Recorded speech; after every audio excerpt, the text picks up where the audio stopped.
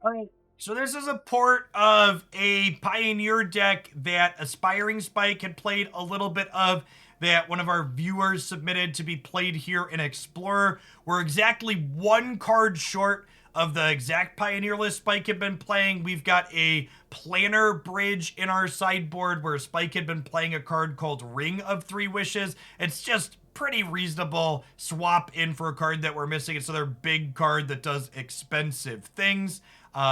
We've got Fires of Invention alongside Cavalier of Flames, and this card is really gross alongside Reflection of the Kiki Jiki, because your Cavalier can give the Reflection haste to then copy your Cavalier right away.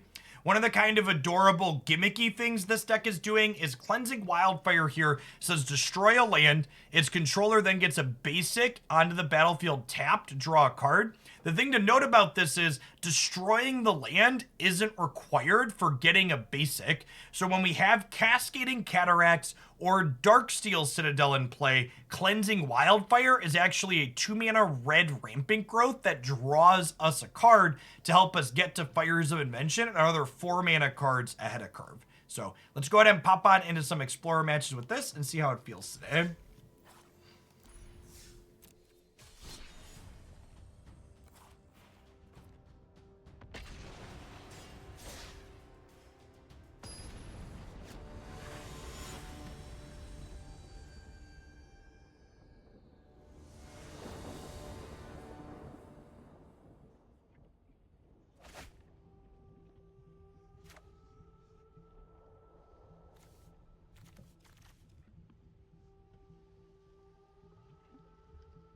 Seems kind of medium. Around the draw, maybe it's keep. Well, if we draw any of our 7 indestructible lands, it becomes pretty good with the wildfires.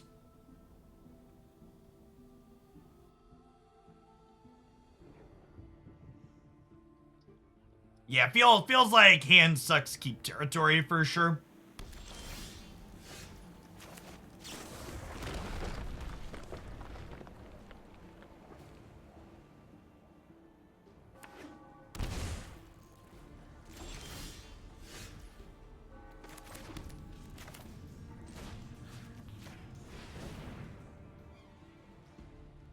I wonder when we'll get Squidbillies on Magic Arena.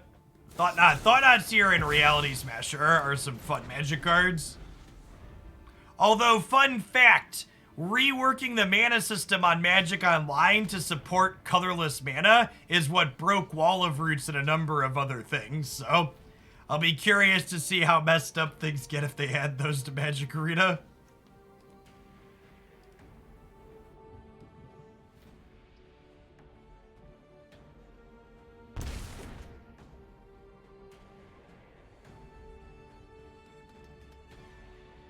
The auto tapper can't possibly get worse, right?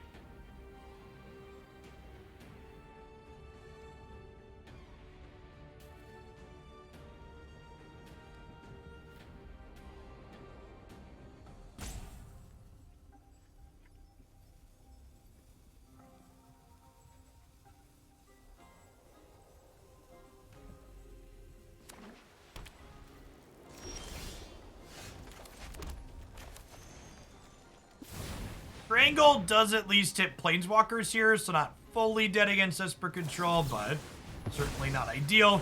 I'm pretty fine just like running our spells into Censor to start here. Our deck's full of pretty expensive plays, so we're going to get censored on later turns later, most likely if we don't run through them now. And even worst case, if we do play around Censor for the whole game, they just get to cycle it off, so. What's going on, Hoopopotamus? Thank you for the over a year. Welcome back.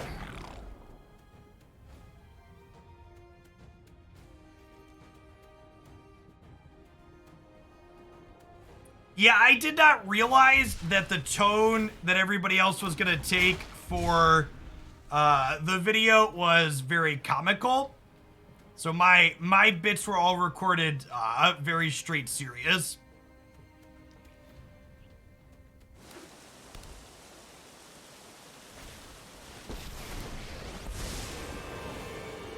I'm not going to sit this one out.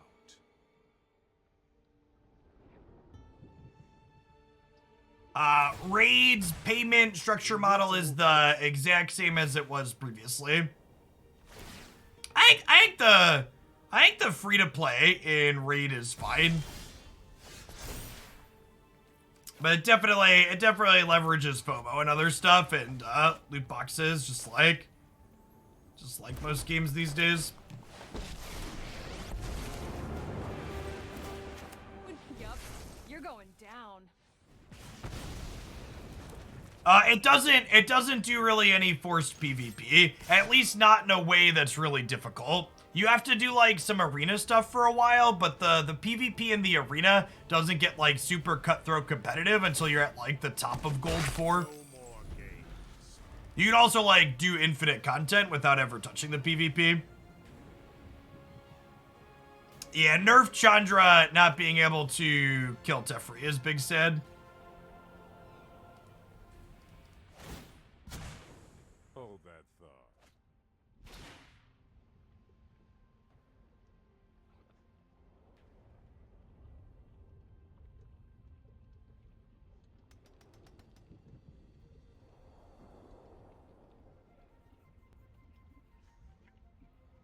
We have our Planeswalker down. We have our Fable of the Mirror Breaker down.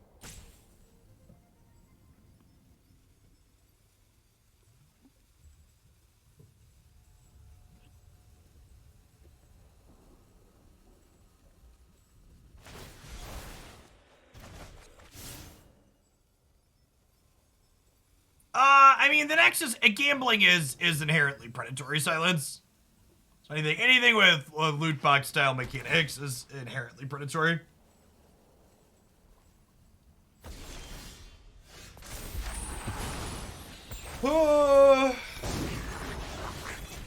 Think we're just Chandraing again. I could fire up Den of the Bugbear. That's close. I think I want to try and kill...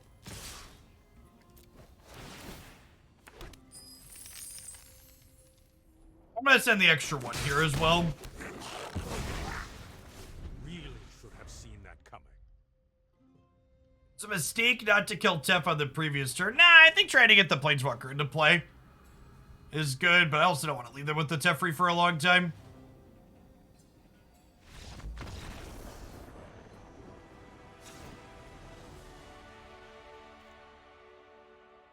Against control decks, chat, we literally click submit.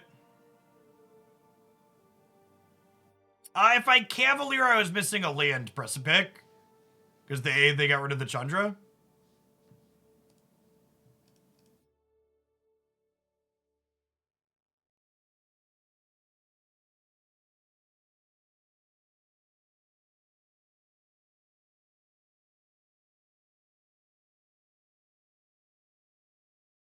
Yeah, I only had, even with the land drop, I only had 6 mana. We would need a lot there.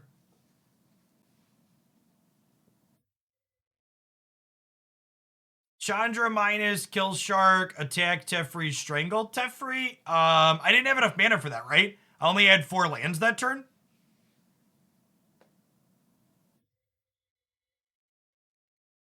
Oh, I would have had the treasure token off the Goblin.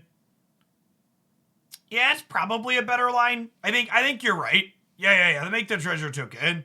I think your suggestion is good, Voltaic.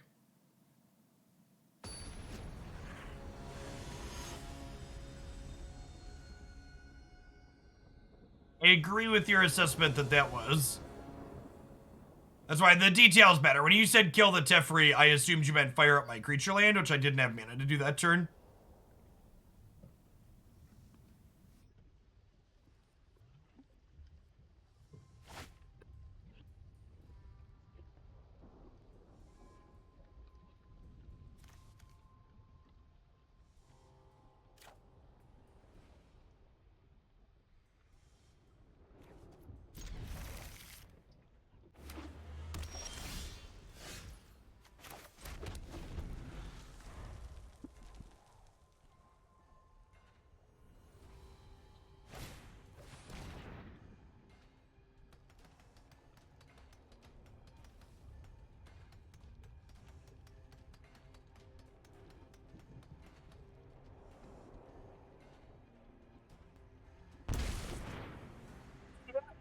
now that I'm allowed to talk about going to London, I need suggestions / filled in on things. I've never traveled to a location that doesn't take freedom dollars before. What's the best way to get money to be able to spend in the UK? Can I use my credit card there? Or do I need to convert currency? I'm confident the bank converts to currency. You can just use your credit card. I'll bet on that card. Yeah, we usually use our Discover card, but I think we have a MasterCard too.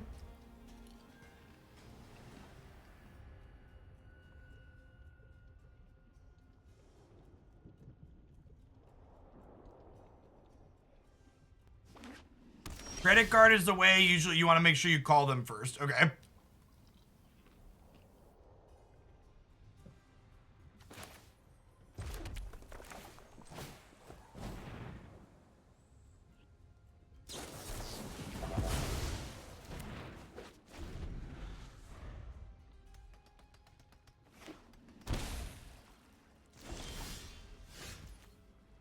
All right, chat. Second, Jeff is traveling internationally and needs information. What's the best way to have cell service or data while I am there? I have Verizon for my US carrier, if that matters at all. I'm the best fire starter there is. Do I just like buy a prepaid SIM? Okay, yeah, I assume that was the case. Christy and I both have dual SIM chip phones. Okay, so I just buy a prepaid SIM when we get there.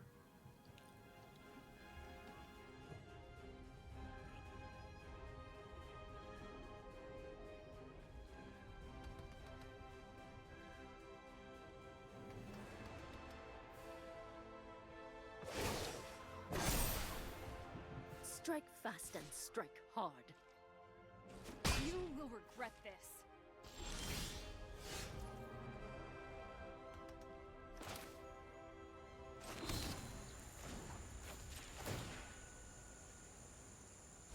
Oh, today's my lucky day. Strangle is lovely. When my opponent plays the Wandering Emperor, I frequently feel like I need to strangle something, so this is appropriate. Then. Yeah, Christy and I both have SIM unlocked phones. I have a OnePlus 8.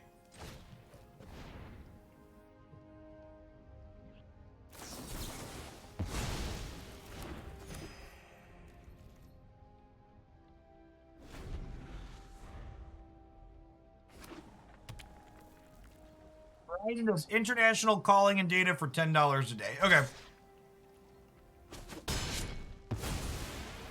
Waste of my time. I think we'll probably only need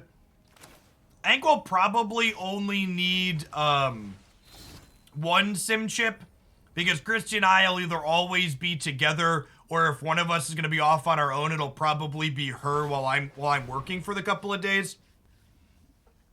So we're gonna have like 2 days at the start to go do touristy stuff, and then I have a half-day rehearsal and then 2 days of the broadcast. Turn these into new cards. That's definitely getting saved to be able to turn into a spell later, potentially.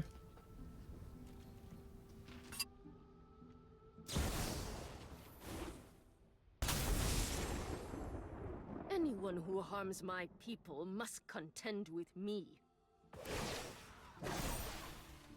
Show them how we greet our enemies.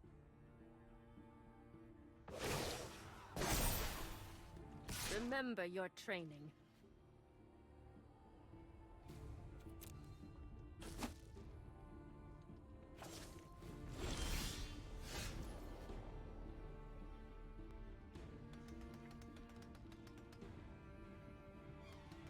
Are people suggesting digital messaging apps, chat? I send like 4 text messages a month. Almost 100% of my communication is done via services like Discord. I am a millennial who embraces the future.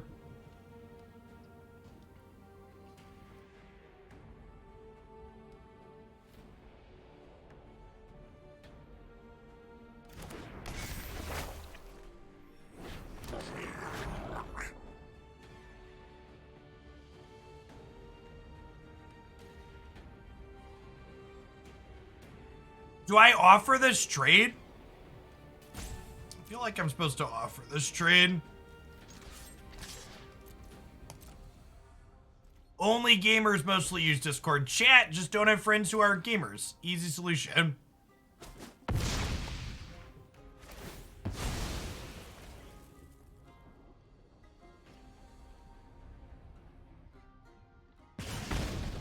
I think their Esper deck has basic lands in it. Let's find out.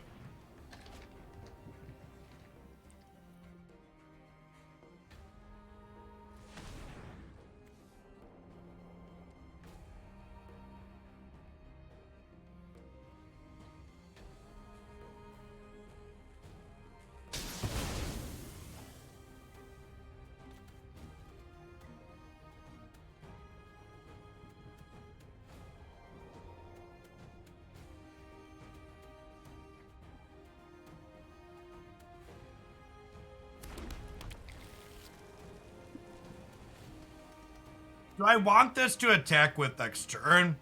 I might. We're gonna play it out.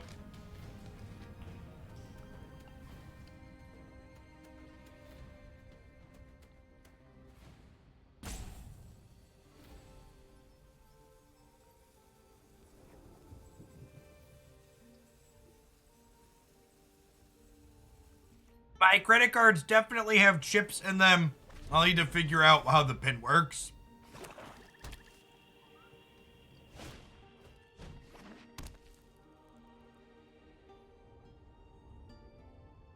Probably dead to that one.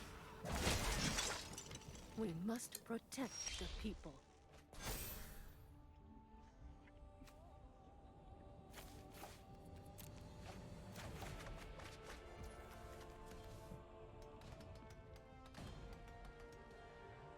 Game 3 on the plate, Chip.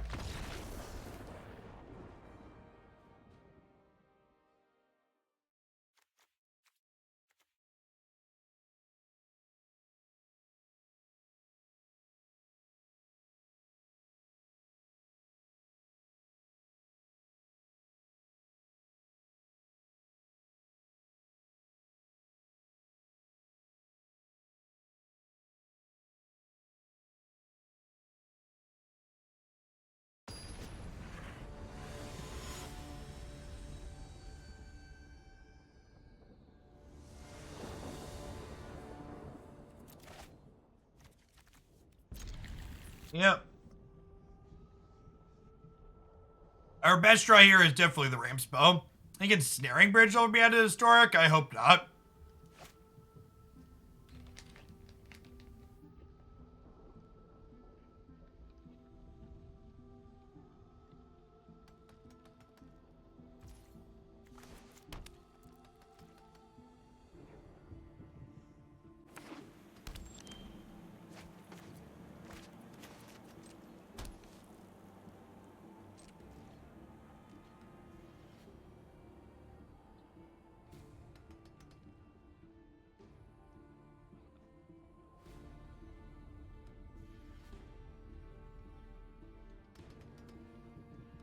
The appeal of historic, other than being on arenas with the truly miserable cards, aren't done. Yeah. There's no blood moons or ensnaring bridges.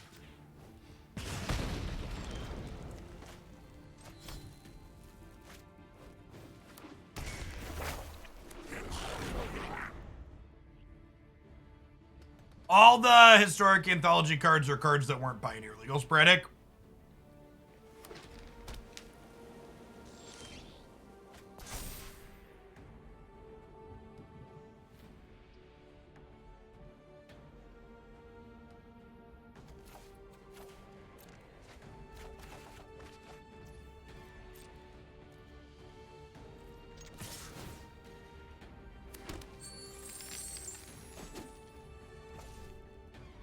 I'm gonna go ahead and run fires into the absorb here.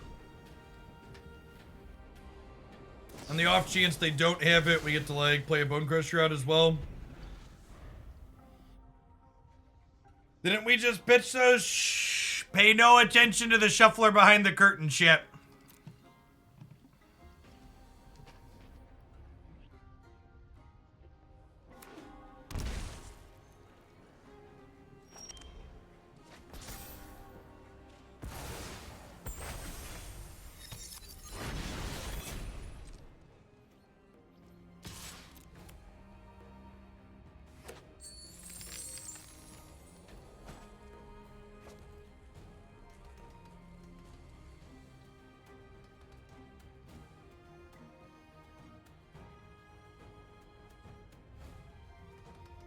This is your warning that I'm not taking the time to lecture and rant about Blood Moon, just in case that was not sarcastic, because, yeah. Hopefully it was just a timeout request, but in case it was genuine, we're not entertaining or having that discussion here.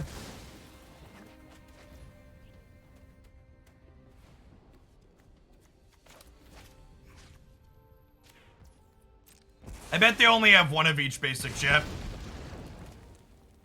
We saw a swamp last game.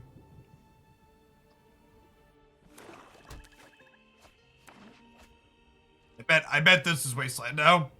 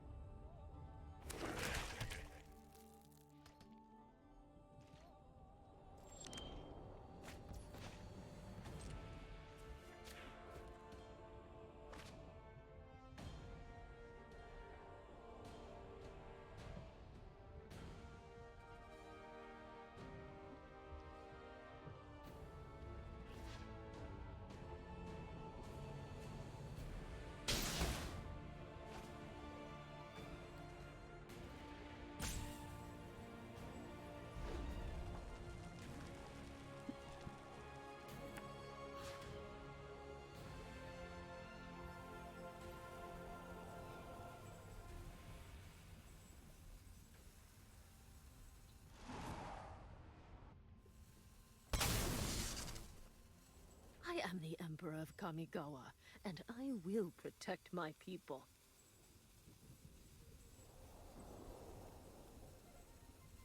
They adds Chalice to the next historic anthology. It was literally in this anthology. Unless you're making a joke. Chalice isn't very good shit. I think I'm gonna hold on to these lands to discard to Fable the Mirrorbreaker.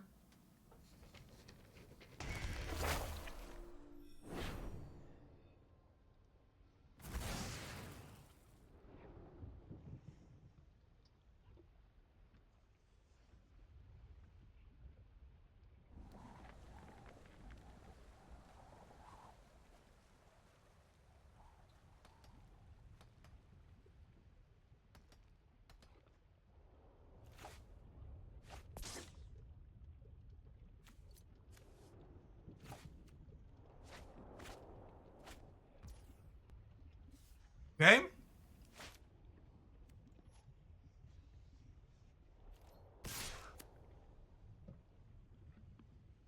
If they fire up their hive and block here, Chandra can kill it post-combat.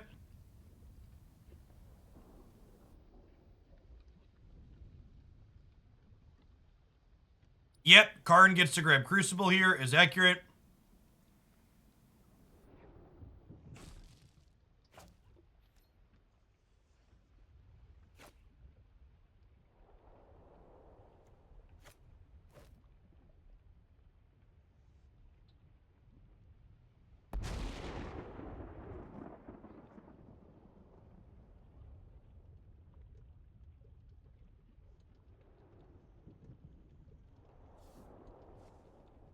Crucible of Worlds. I already played my land for the turn, so I'll just go ahead and play Chandra. Goodbye, friend.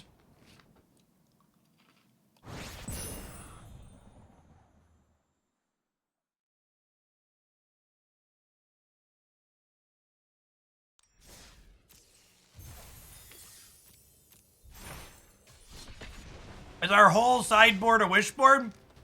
No, we have 3 Anger of the Gods.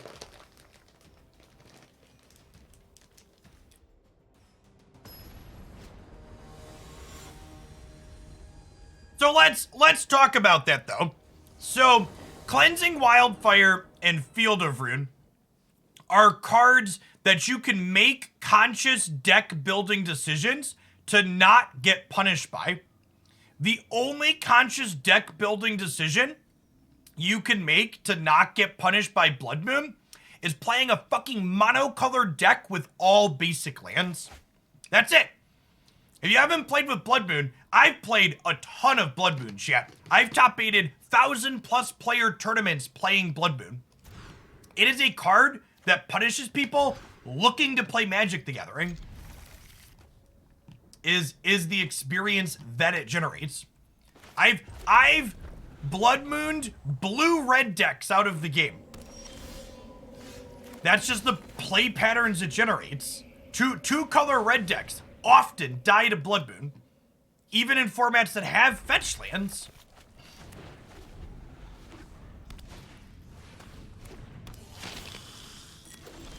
Well, our start here is kind of cracked, huh?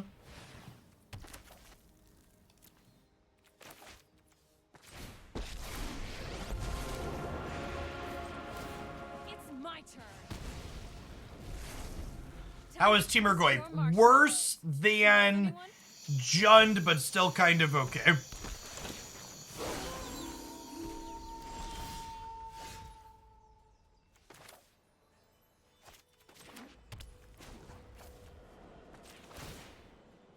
This'll be easy.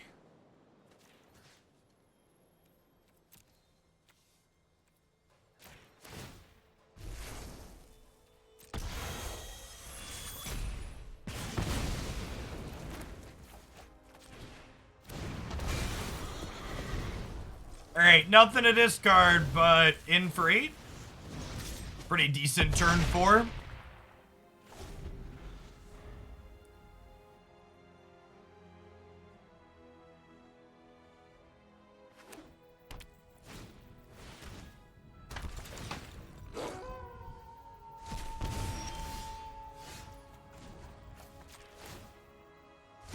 Oh, today's my lucky day. Yup. The changed version of Fires is 5 mana with costing 2 red.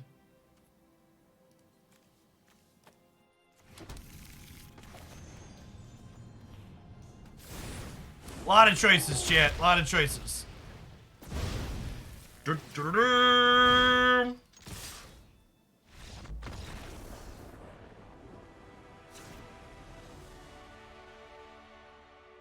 Is this an Anger of the Gods matchup? I feel like it could be. Clearing this out without discarding cards seems good. I think I want to swap my Strangles for Angers here. Maybe we swap some Bonecrushers, actually. They're only okay. Coward split those. Alright, I'm gonna click done. Actually, I'm gonna run and fill my water bottle really quick. BRB 1 second.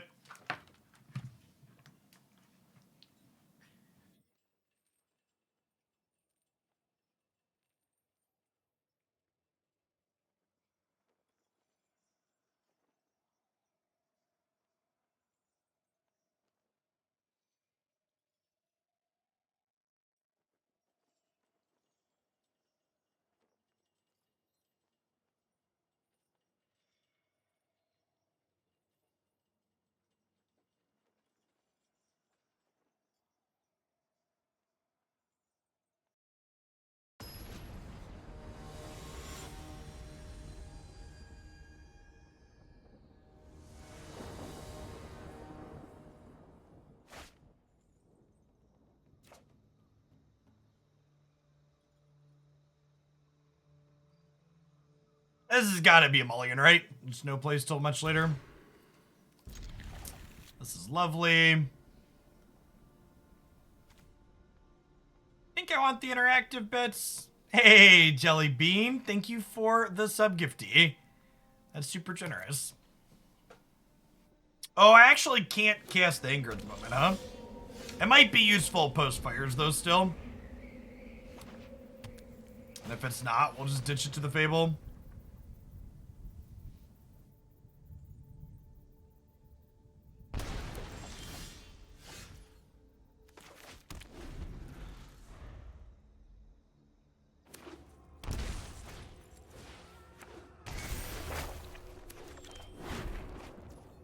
Having Fable of the Mirror Breaker on the play is cheating shit.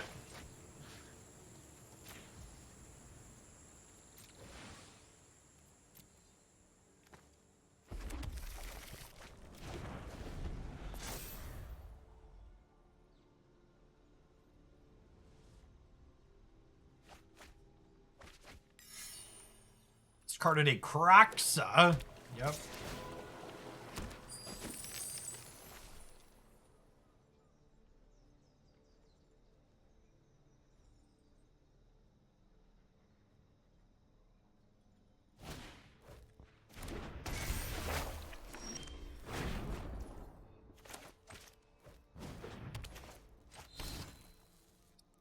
Do we anger or do we get Fable going?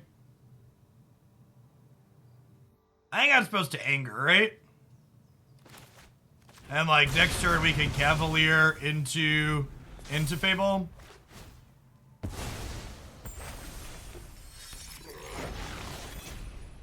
This puts 2 more cards in their bin, so if they have a Fabled passage, they could escape Croxa this turn.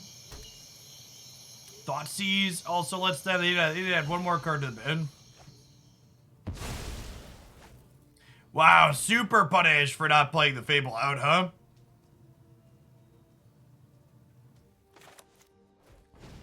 The Fable would have let us keep the fires.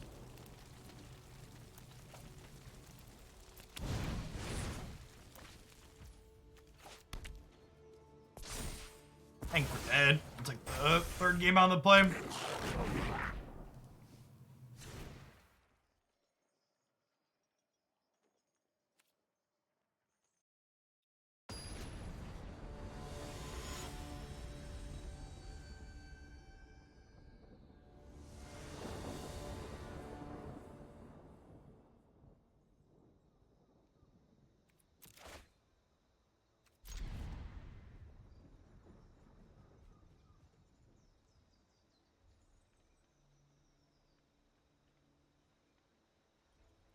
Yeah, agreed on. A lot of Magic players use the term interactive for gameplay I like and gameplay I don't like is not interactive.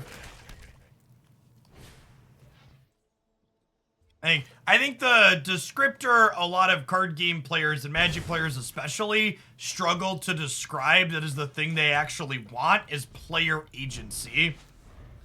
They wanna feel like choices they made throughout the course of a game of Magic were impactful and had an impact on the result of the match.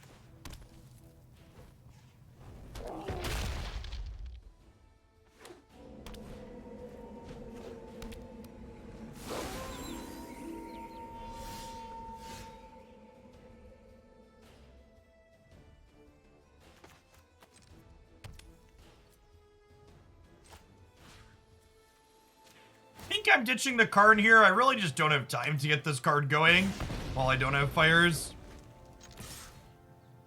Hey, Drax, thanks for the sub gift. Happy Monday.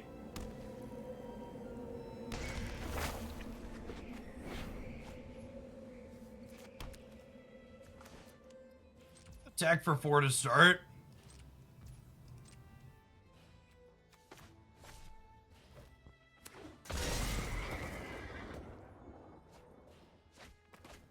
Strangle's not bad for clearing out a blocker potentially here. If they don't have a way to take Cavalier off of the table, we clear out a blocker and then we double pump and have a really big crack here. Okay.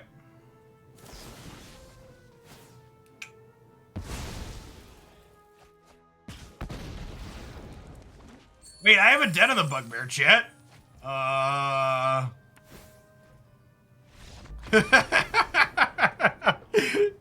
Excuse me. Is this thing on?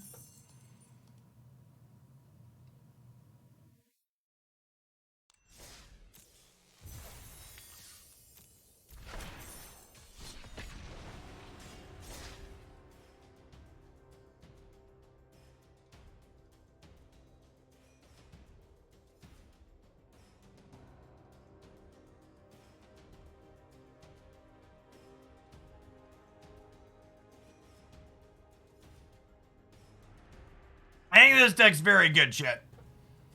Players saw success with this inside of Pioneer proper, and Explorer is definitely a little bit lower power level than Pioneer proper at the moment. So decks that port cleanly are good. Yeah, Spraggles did like improv stand-up comedy before getting into content. It definitely shows. He's a very good personality.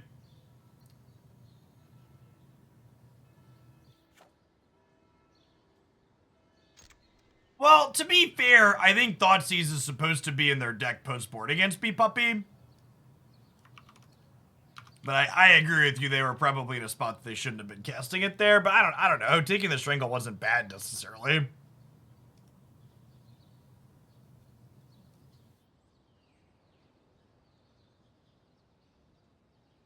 By the way, if you're someone that enjoys Pokemon Unite stuff and you missed it over the weekend, Spraggles hosted a tournament on his channel, youtube.com/Spraggles, and I was part of his. I was his co-commentator for that. It was a good time on Saturday.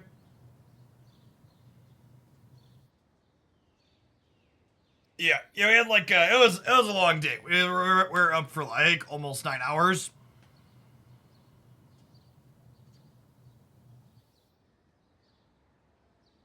I probably should have stomped their face if I was gonna play this on 3. Missed 2 points of damage. What's going on, Lacarb? Thanks for hanging out for over 3 years. Welcome back.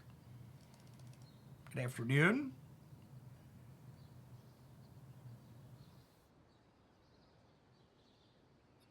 Keep playing my threats out here. Just keep swinging.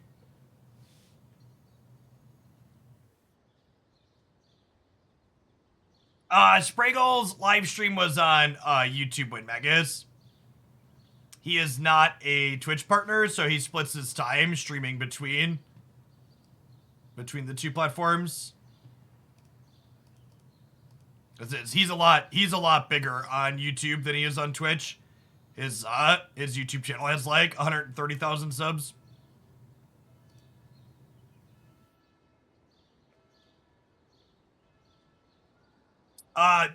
Zoinks and someone named Excellent were casting some matches from it on their channel.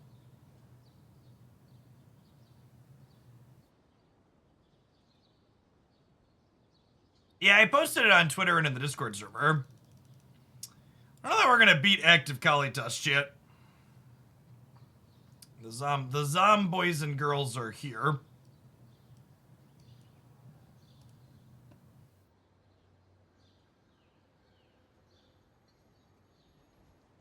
Oh, I'm dumb.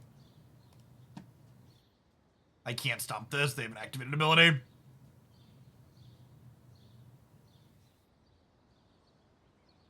We have failed the removal check and have died. It's so weird. It felt like I know we make the removal check gameplay joke a lot, but it's still kind of surreal to me that Wizards acknowledge that that is a gameplay type that they have and that they don't like it in certain situations. Because so much of Magic the Gathering is literally just that. We failed the removal check and then it was over.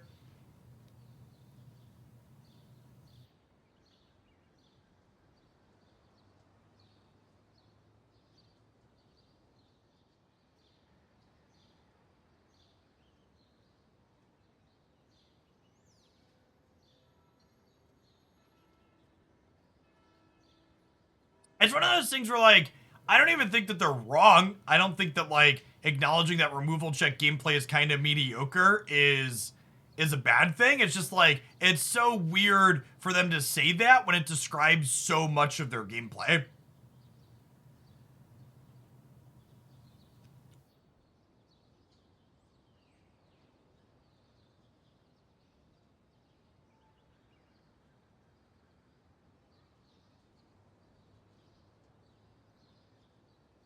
That's true. I think that's probably a truth about the Winota banning was people just have a more emotional, visceral reaction to it.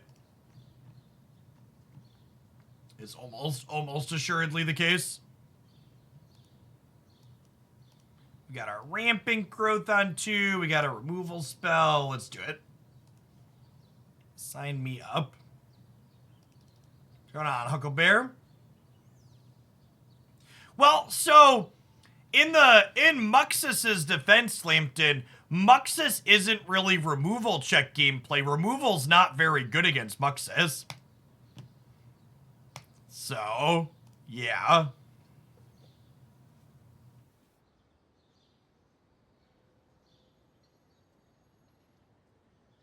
But one of the things I always found strange about that edition after they banned Winota was like, well, this is a card that's like similar, but just like removal's not even good against it.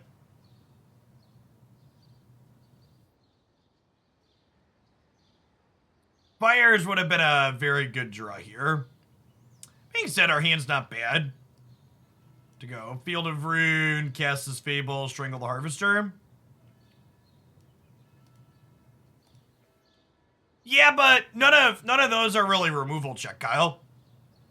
So you're right that there's a lot of things that elicit strong emotional responses in Magic, but Winota is explicitly the combination of that emotional response plus removal check gameplay.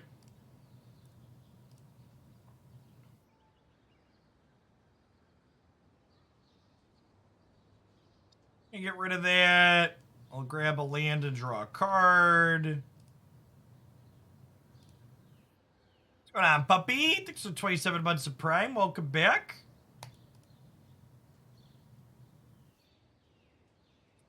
I think there's wiggle room around Planeswalkers being considered removal check gameplay just because you could technically attack them.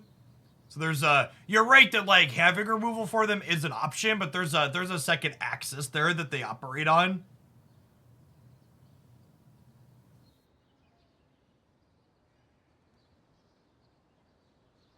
It's funny, Karn the Great Creator actually turns off their blood and treasure tokens, which is lovely.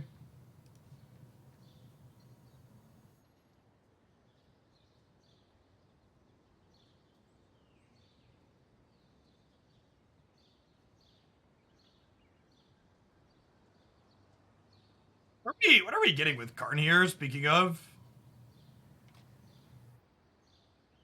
We're definitely fetching something.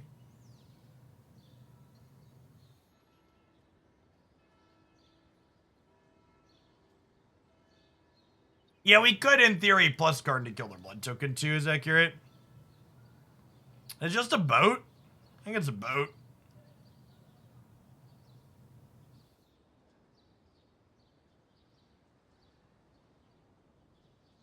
It's unfortunate that this is an untapped second attack with the Goblin Shaman, if it was.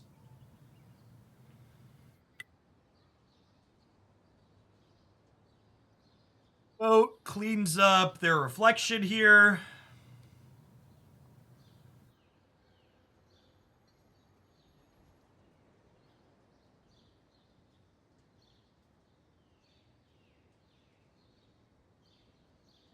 Yeah, statue could definitely have been the line. Sure, too.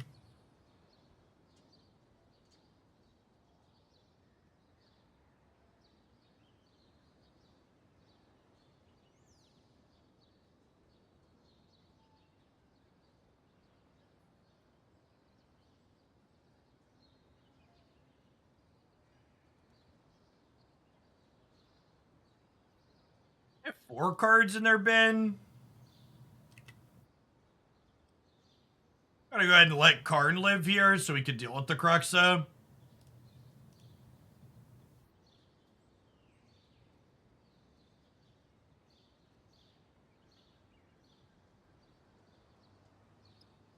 Oh, I forgot to put... I had to put Runestone in the bin over, I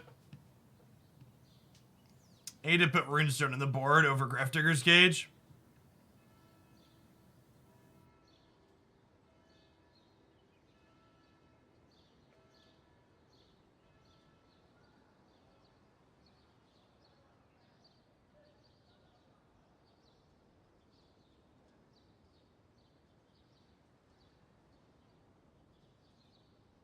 Waiting on the Tormod Crypt here, because they can't escape the Cruxa just yet. If they activate the blood token, we'll crypt them in response.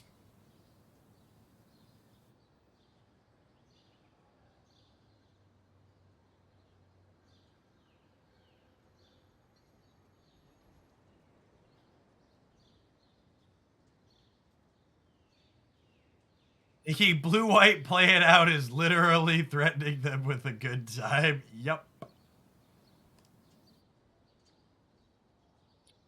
Golos is lovely.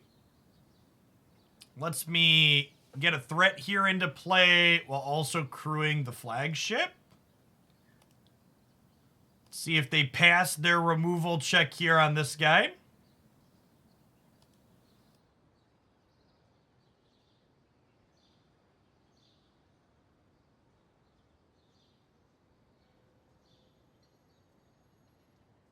Yeah, Karn's fine with the boat as well. You could plus Karn to crit, but I think I want to give him a removal check on the Golos here. If we like a single Golos activation, could generally speaking put a game like this away. He's not beansy. He bounced off a lot of the suggestions. I don't even really know what he wants at this point. He's 7, and the things he sticks to versus bouncing off of is a wide range. And the thinning from Golos is like negligible to the point of not worth mentioning.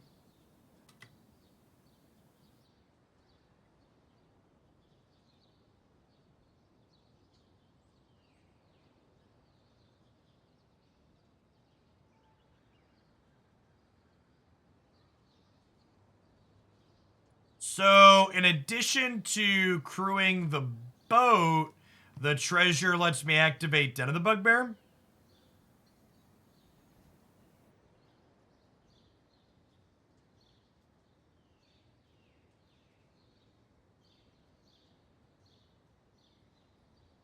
We have to crack them down to 2.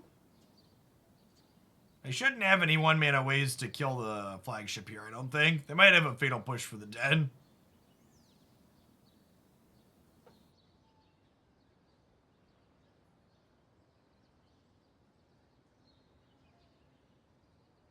It's fine. Now they no longer have a thing to pressure my Karn with.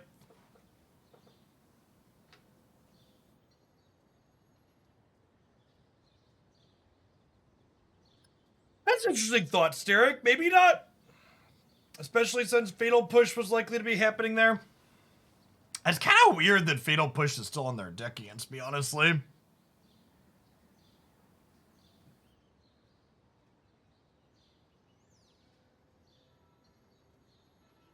have the old Combustible Gearhulk in the board, too.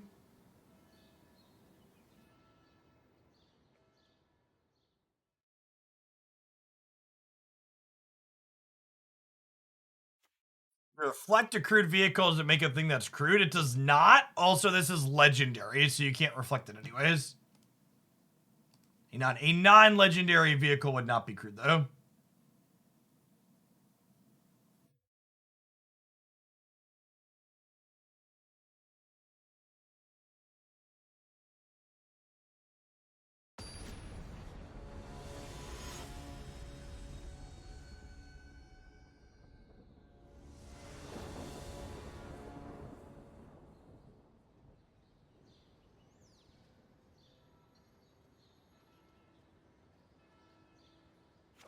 This hand's really good if we draw one of our 7 indestructible lands.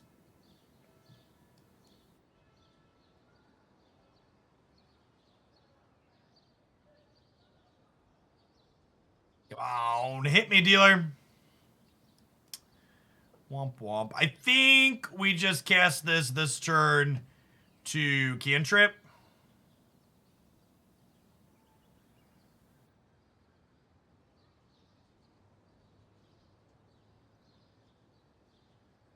Obviously, their archetype is plenty of basics, and technically restricts their colors a little bit, but mostly just cycling the Cleansing Wildfire here to have the best chance to be able to play a 3-mana spell next turn.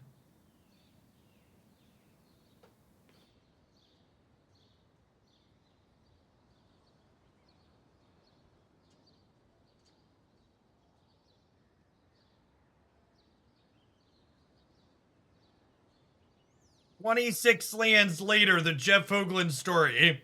How I was on the draw, cast a cantrip, and missed my 3rd land drop on 3. Eats by Magic the Gathering.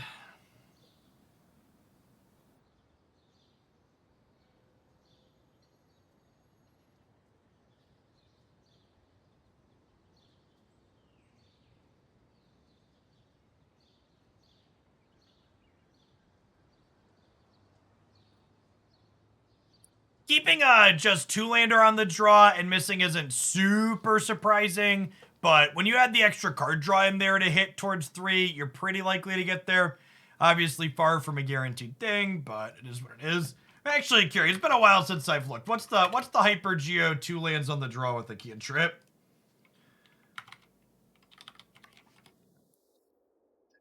Sample size, looking for turn 3, I'm seeing 4 cards. We're 92% to land there with the cantrip. I guess that's lower than I thought. One in 10 games we miss almost. Maybe we're supposed to mulligan that.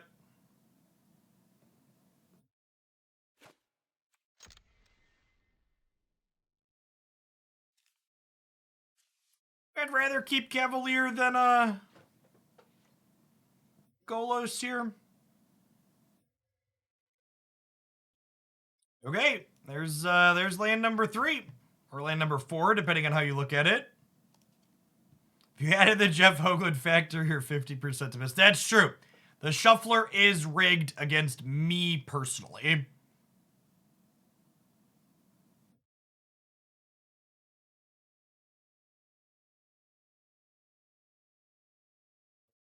Doke. Elevator going up. Well, that's sad. We could have had a second one of those.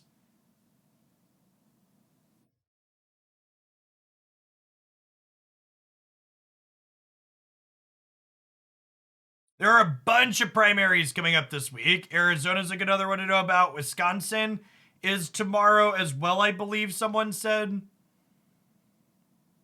Missouri's coming up soon also.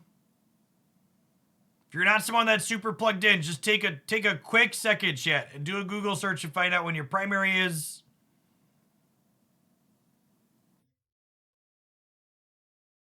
They didn't kill my Fires of Invention. Well, golly.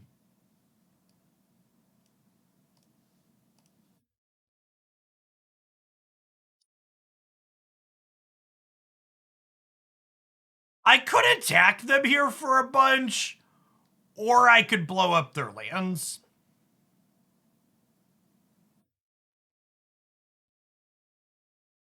Or I could blow up their lands, chat.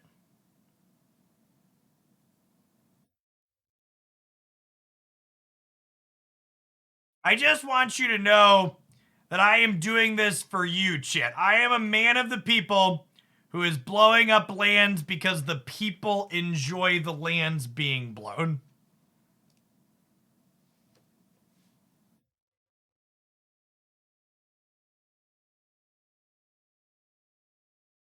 Oh, I should have changed phases. They could have had another Fateful Absence there. Yeah, Karn for Crucible would be the real MVP. This deck does have big Twitch chat energy. You're not wrong. Twitch chat has never met a land it didn't want a Stone Rain before. They've got to be getting close to running out of basics, right? These 3-color decks in this format usually only have 3 or 4 of them.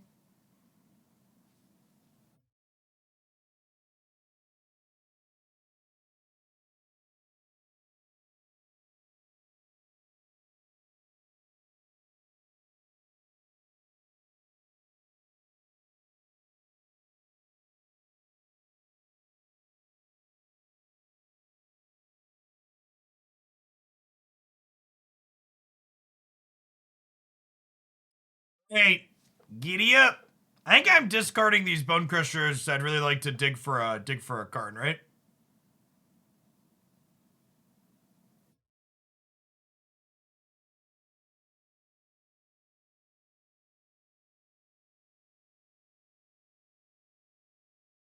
I guess I should have gone up with Chandra there first to see what she drew.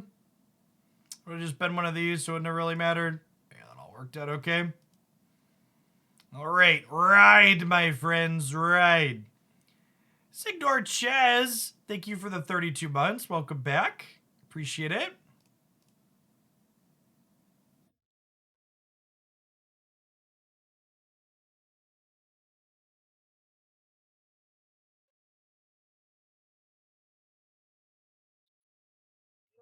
Fatal Push, huh? Things you love to see. It. Looking big dead, baby big dead. Yeah. They like, gotta answer this Cavalier. They gotta worry about the Fable. My Chandra's ticking up to 7.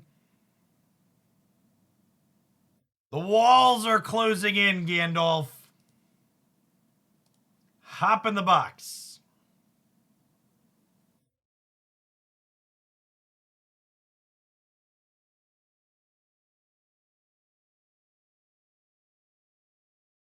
Is Fatal Push good in this format? I think Fatal Push is good in this format if you can enable Revolt consistently, but a lot of these decks don't enable Revolt consistently.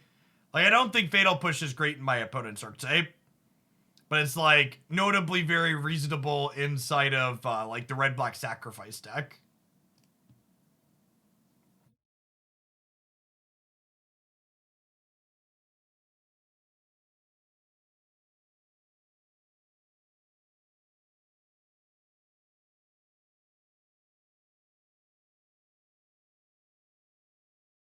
Chat, it's alright. My old friend, the Lethal Threat.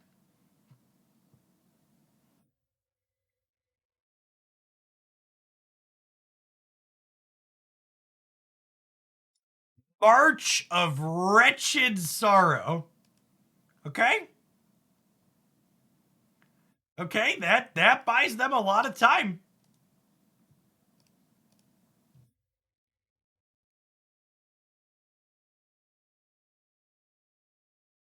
Some a lot of time. They have an answer for Chandra? Gotta have another answer for Chandra, friend. Farewell doesn't even do it, chat. It's a Chandra emblem.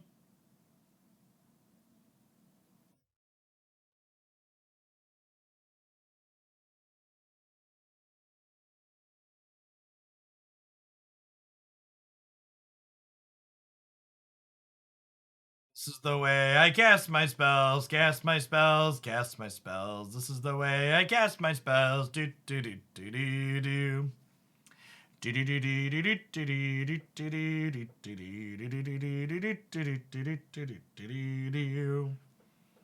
Yeah, Farewell does tag our Citadels. Thankfully, it wasn't relevant there. Against the control deck, chat, we click this little orange button here on the bottom right. Submit. That is what the control deck must do before us.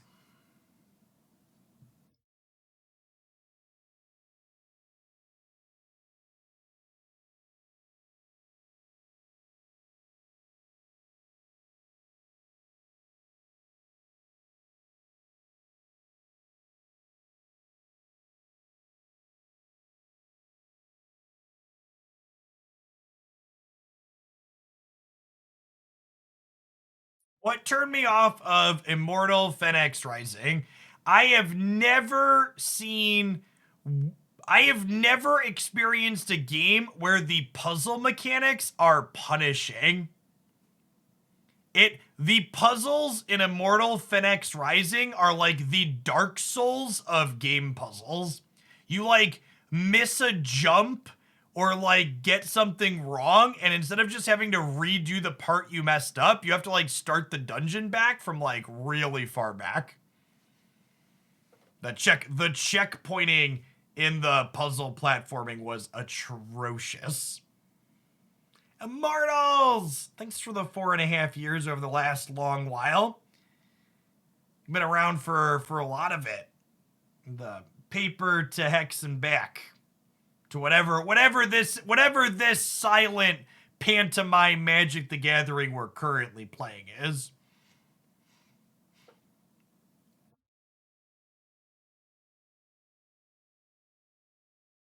I'm someone that tends to shy away from strong statements, but Ubisoft might be the worst major game studio to design games I've touched.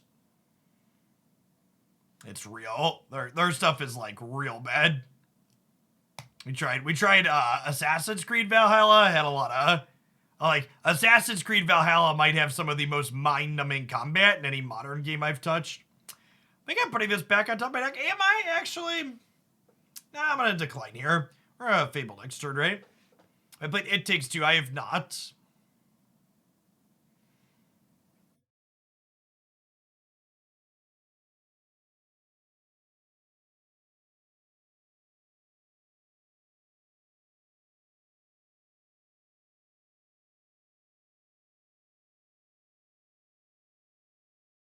I agree the story writing and characters in Immortal Phoenix seemed good. I just felt like they were wasting my time, and I don't have a lot of patience / tolerance for games that feel like they're wasting my time. I think I'm supposed to jam Chandra here because if they don't have the counter and they have a memory deluge, it's much worse than me. Obviously, it's like sad if she doesn't resolve, but I think this is our most likely spot to resolve here.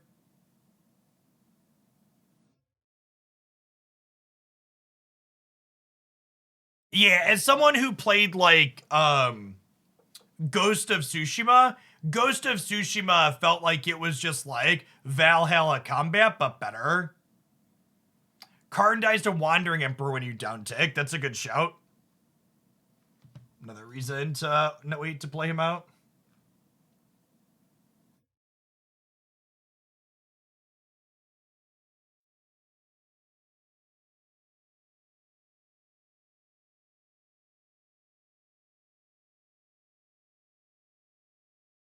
I can't tell if the Elden Ring suggestion after commenting on not liking games that waste my time is ironic or not. Twitch chat is quite the beast.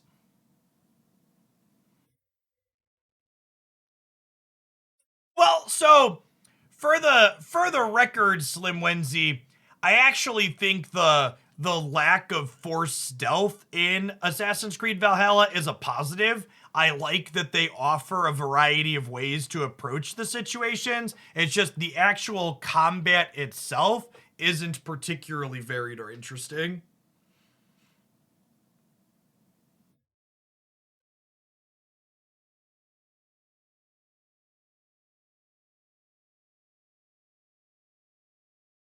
Yeah, God of War is great. I think God of War is a good example of good third-person combat that's got varied things going on. Well, Kinsey, thank you for the 7 months. Welcome back.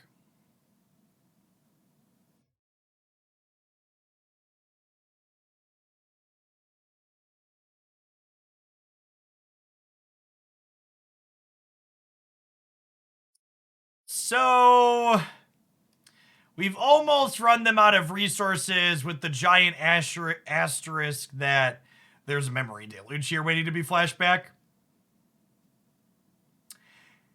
Does anybody know, does Memory Deluge see any play in Pioneer proper? Or is it just all dig through times and treasure cruises there?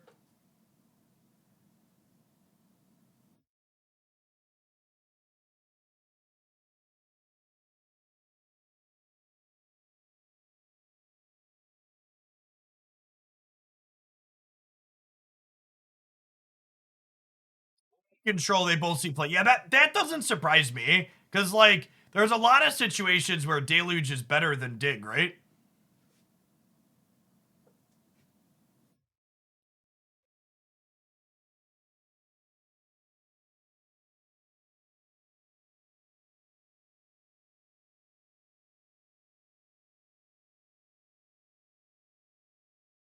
Ah, the sounds of... I feel like we've been sitting in complete and total silence long enough.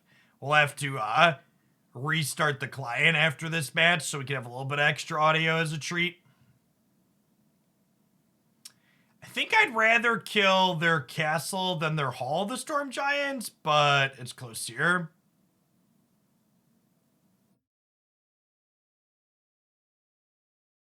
I guess the Hall... I can wait here.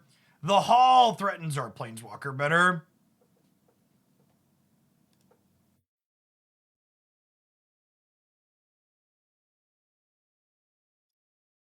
What are we getting here? I guess I could get a Pithing Needle and take care of both of them. Let's do that actually to start.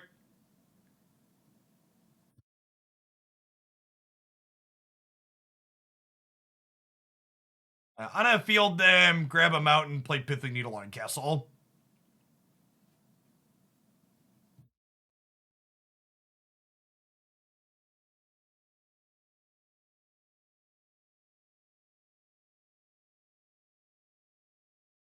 Because if this gets left alone, it gets to fetch us something next turn too, and if it gets got, then we get to Karn afterwards again.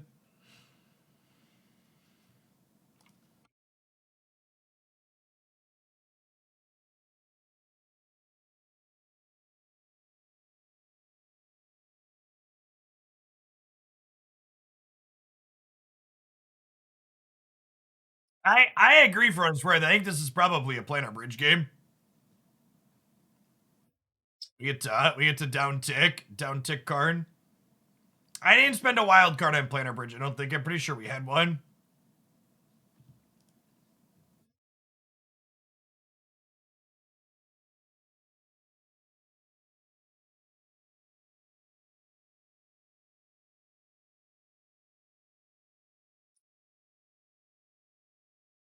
What's going on, Pseudo Pally? Thanks for sticking around for 2 years. Thanks for making what I do here possible. Well, that resolved. Now it's definitely a Planar Bridge game. I'm gonna hold on to this as a spell for now, though, I think.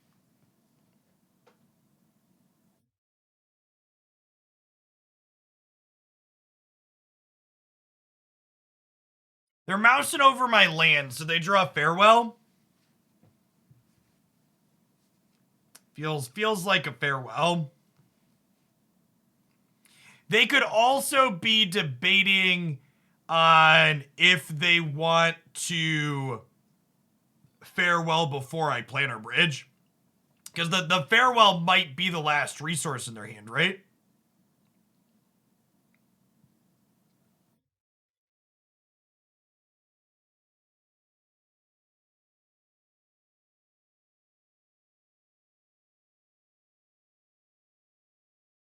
Okay, and then we just grab a Planeswalker here, right? Because the Planeswalker is insulated against Farewell.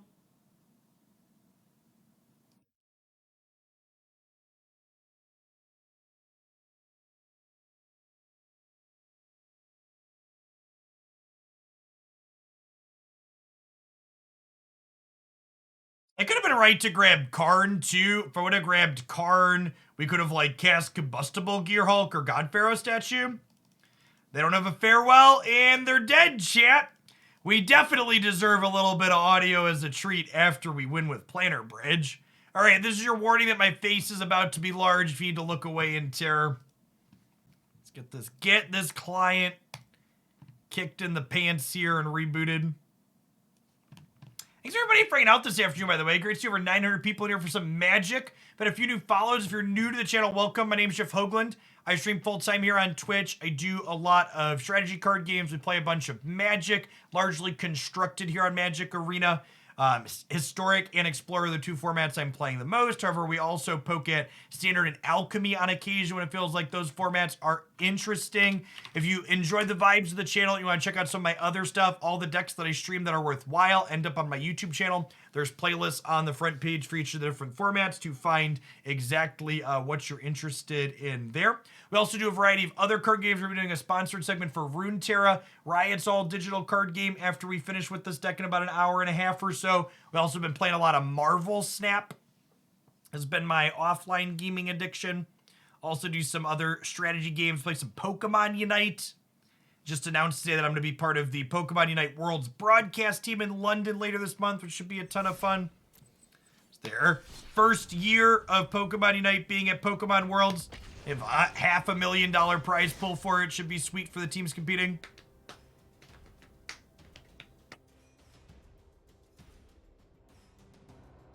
I am, yes. Yeah, we'll be part of. We'll be on site in London. Yeah, I'm gonna be off from doing live stuff here on Twitch from the 15th through the 21st for travel and that broadcast. It's pretty sweet. 3 lands with our turn 2 rampant growth.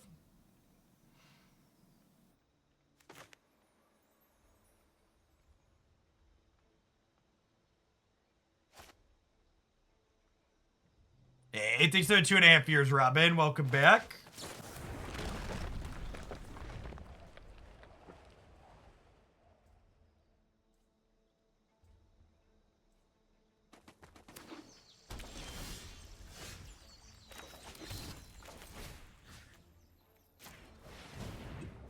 Temple Garden Yorion. Here, our opponent's a Siege Rhino Degenerate.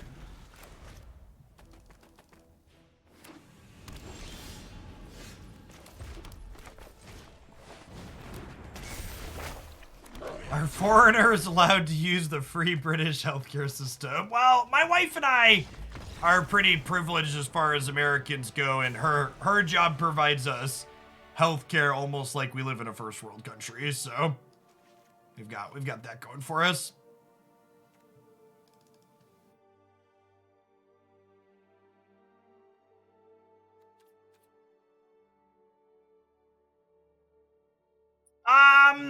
Based on what I lost taking a week off from streaming last month to take a trip with the kids, I imagine this will probably be about a break-even trip between what they're paying me and then like paying for Christy to come with. Because they're obviously like giving me a food stipend and they pay for airfare and hotel, but like we have to pay for Christy to get over there to come with. But I imagine between our costs for us to do some touristy stuff and her and the income I'll lose from streaming, it'll be about a wash. Yeah, it's an experience, right? Like, I was really excited to have the opportunity to see the season through to the end. I was a part of the Unite broadcast team from the start of their first season, and getting to do Worlds to capstone it off sounds great.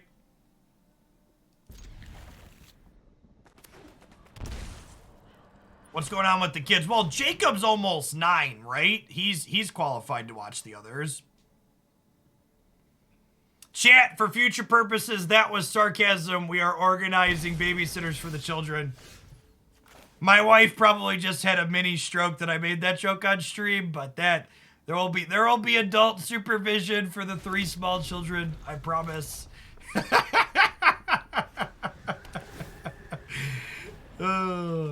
So, it's actually not before school starts for the kids, so logistically, it's a little annoying.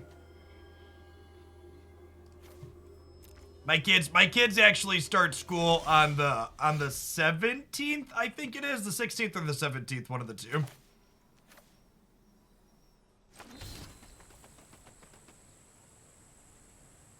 I don't think I want to Strangle that. I guess they're a blink deck, and I don't want to discard more cards into my hand. Maybe I'm Strangling this.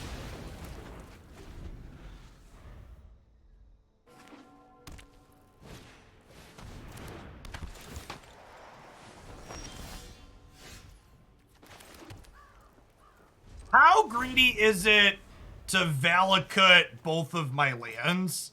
Appropriately greedy? Hey, thanks for the 35 months, Lark. I appreciate that. Welcome back. I will say I do extra appreciate the subs that have hung out, despite the fact that I'm going to have a week off this month after having a week off last month. Things just kind of lined up that way.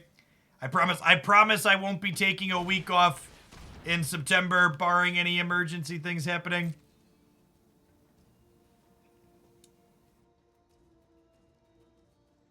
We're going to be here for the rest of the year is the plan.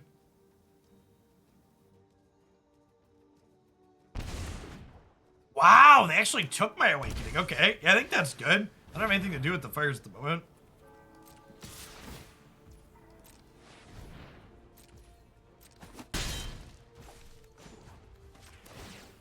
That's true. If you're into Unite stuff, I will be broadcasting on their team for 2 days from the championship.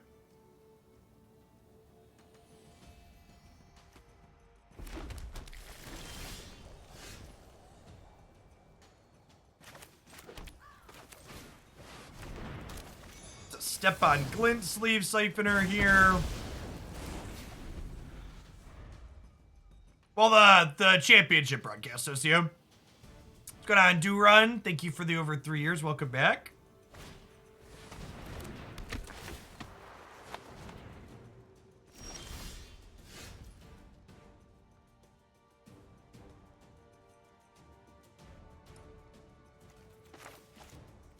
Do I want to ramp myself, or do I want to attack their mana? They're an 80-card deck, so they probably have plenty of basics, right? I think I want to just ramp myself. Hey, Draksha, thanks for the 11 buds. Appreciate it. All right, well. Well, the problem is it's like not likely to be Stone Rain, right?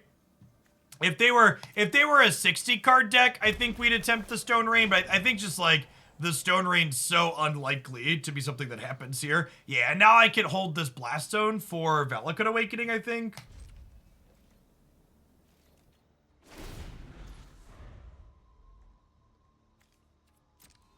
Yeah, Christy and I will probably be playing some Pokemon Go in London as we meander around. There's actually, Pokemon Go is actually one of the 5 Pokemon games at Pokemon Worlds this year for their PvP stuff. And they're supposed to have some side event style things that,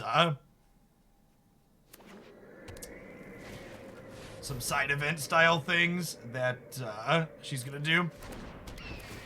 If I left the country before, Chrissy and I did an all-inclusive resort in the Bahamas as a work trip for her job one time. Yeah, I guess we can field them. Well, a little sad if they play a utility land after, but...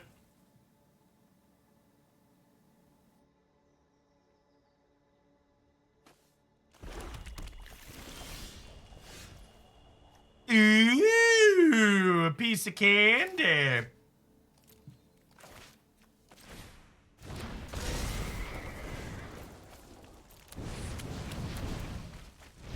Ooh.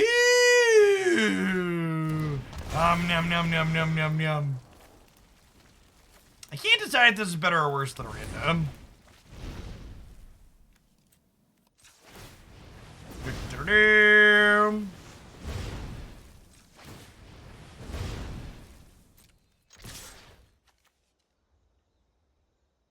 One, two, three, 4 lands in my bin.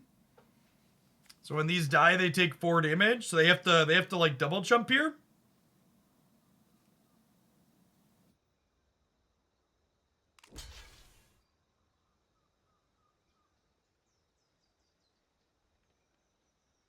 I guess they could have exile removal if they single jump, but...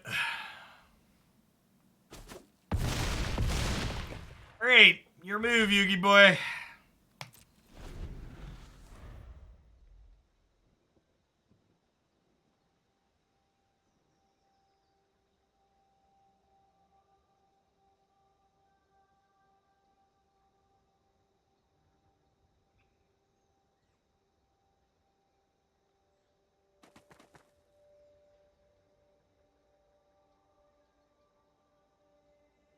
You said 1, 2, 3, 4 lands and looked at the clock and it was 12:34. The simulation has been confirmed. We are simulating today. Simulating ladder points going up with mono red control.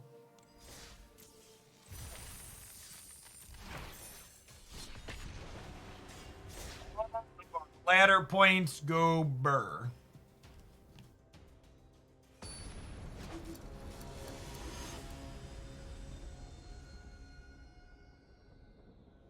Do you have some kind of combo in your deck, Ellie? That finishes us. We were at relatively high life total. It's not uncommon for most decks in this format to have combos. It's going well, Elikane. This deck's really good.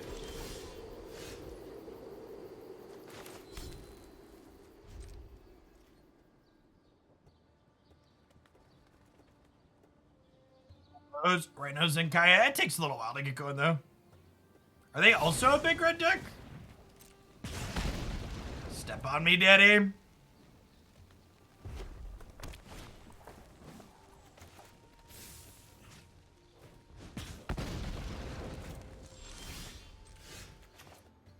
This is my 4-3. There are many like it, but this one is mine. Fires on curve seems pretty good. The fact that the red deck didn't have a 1 or a 2 drop is also great for us. Well. Chandra's gonna die to their 1/1s, but the play here is definitely Chandra and to take the Torbrand off the table.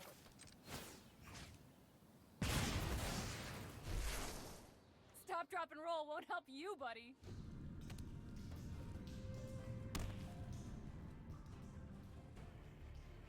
Voting for judges is very common. Yes. I don't need this.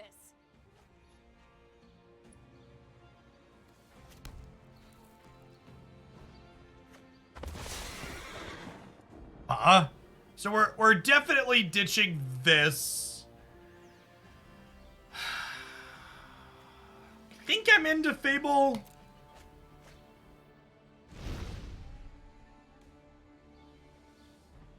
And Karn do for me here. Keep forgetting to get the Runestone in my board. A big dumb stupid shit. Let's just make it 2-2 here. Yeah, play a little defense.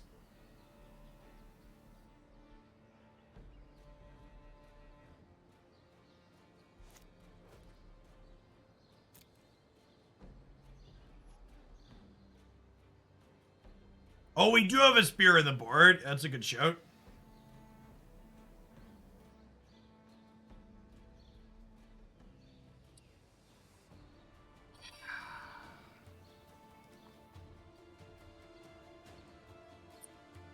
We're about to get Ember cleaved.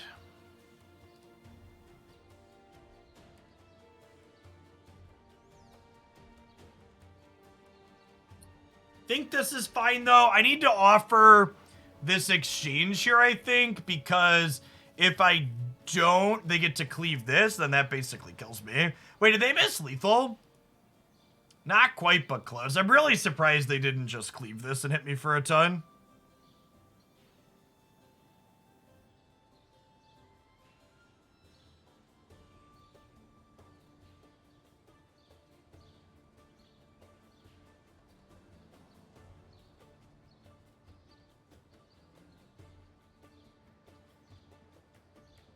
Karn does shut off cleave on his own, yeah.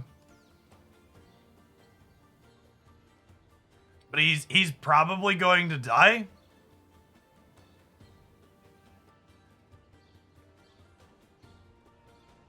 I just get Golos, right?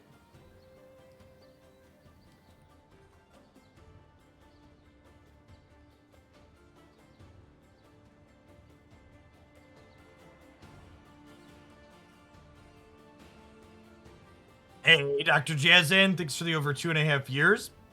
Do we field the castle proactively? They're just... Okay, you know what, chat? Don't look a gift horse in the mouth. Just fade quietly into the sunset and accept the concession. I think it's Fable of the Mirror Breaker out, right? Seems like our worst card. Precipic, you have any thoughts on that? My gut says Fable out for the Ingers.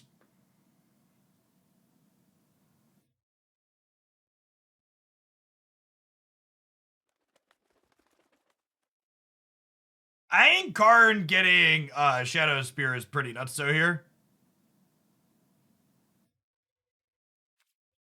I think Cavalier is important for being able to close.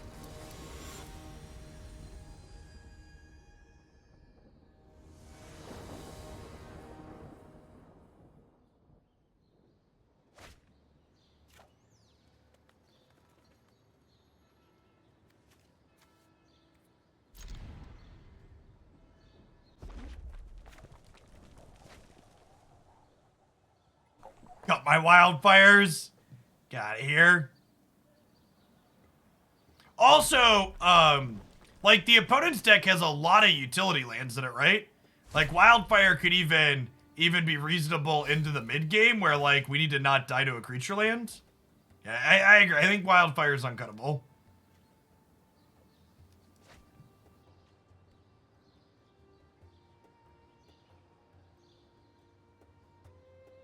Oh, I missed Steve's tip.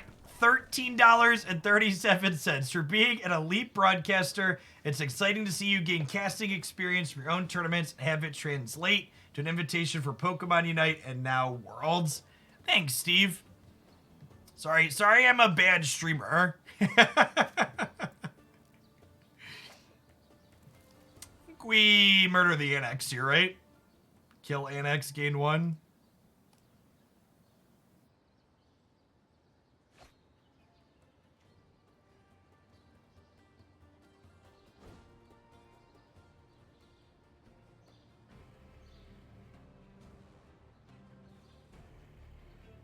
That was my face. It is apparently the place.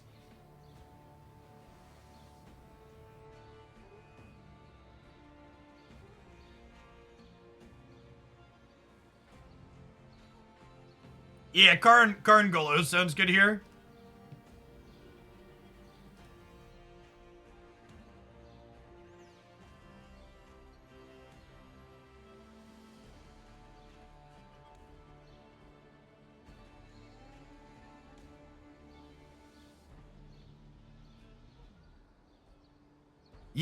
Yeah, we get to threaten blockers with these two. Channel cards are real good with fires.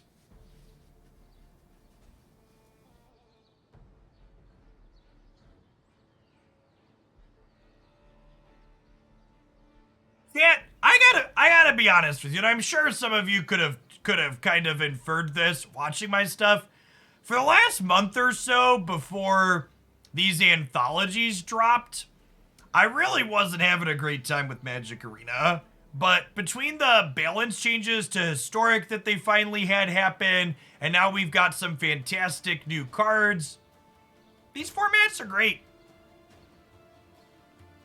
I think the fact that Mono Red seems like it's a playable deck in both Explorer and Historic definitely helps as well. I think that tends to be a hallmark of formats that I personally enjoy, is if a mono red deck is somewhat playable, usually I like the format.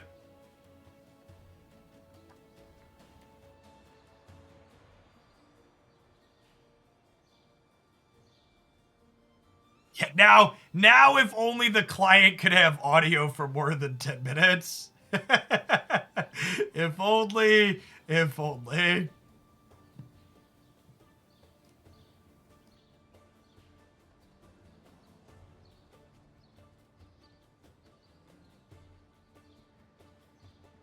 Welcome back, Alan Kane. Thanks for the 21 months. Really hope that Wizards gets the message, both that Explorer is what they should be leaning into for Magic Arena to get all of Pioneer on this platform, and I really hope regular Historic balance updates are something they're going to get as we move into the future. I'm super glad they finally changed things in Phoenix and Cat Oven, but it took way too long for those things to happen. We should not have had to wait the duration that we waited for those changes to come. They were so obviously needed to anybody that was playing the format.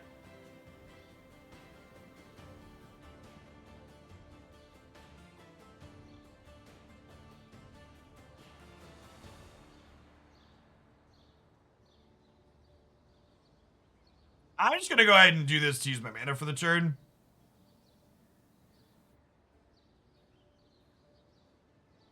So I'll land off on this. They only have 3 lands. Do we just go get the God-Pharaoh statue or whatever it's called?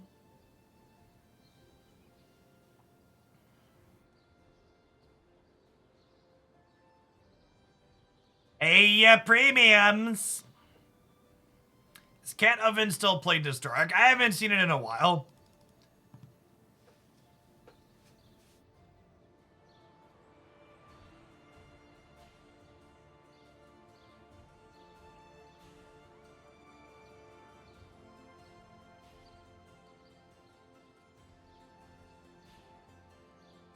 I can't tell if this is a sodium-induced trope or not.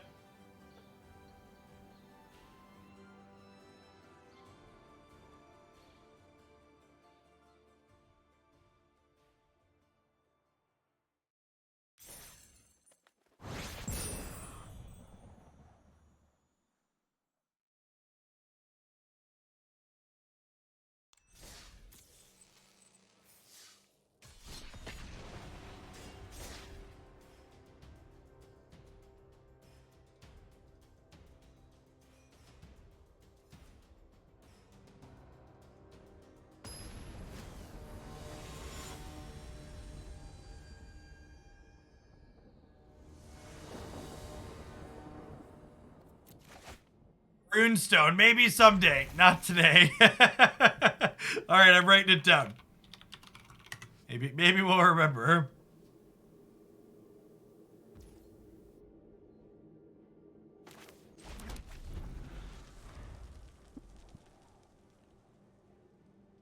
There are 12 public job openings for it, so I guess they're trying, but they don't disclose the salary range. Yeah, if you look at the salary ranges, you'll understand they're not really trying.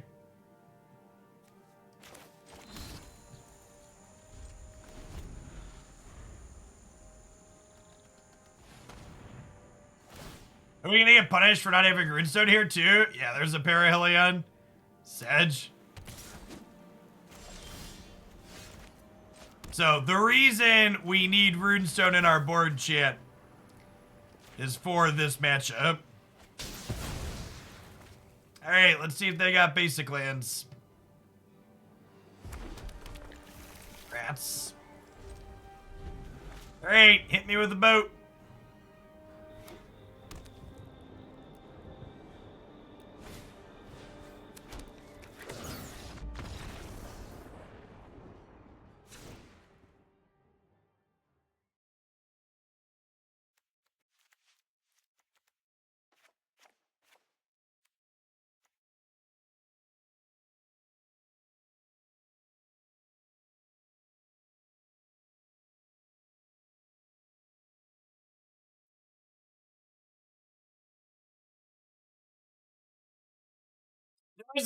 There was a thread on Twitter that made me smile. It was a person finding articles, putting forward the line, "Nobody wants to work," and talking about how the generation of people was lazy, literally going all the way back to like a clipping from a newspaper in the 1800s.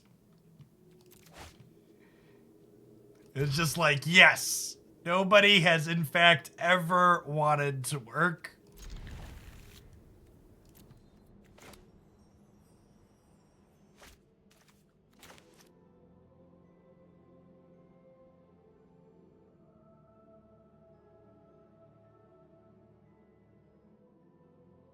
Washington State is going to requiring pay disclosure, wage scale, or salary range for all jobs in the state starting January 1st. That's awesome, chat. That's awesome. Talk about how much money you make with your coworkers, chat. Especially the ones that work the exact same positions you do. Because there is a good chance you or them are currently being underpaid. And you can help each other out.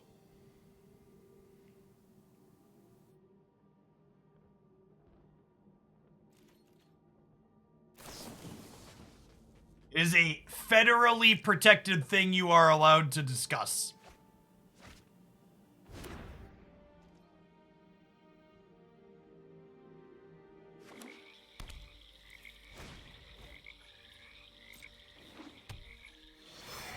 But Jeff, it is against my employee handbook.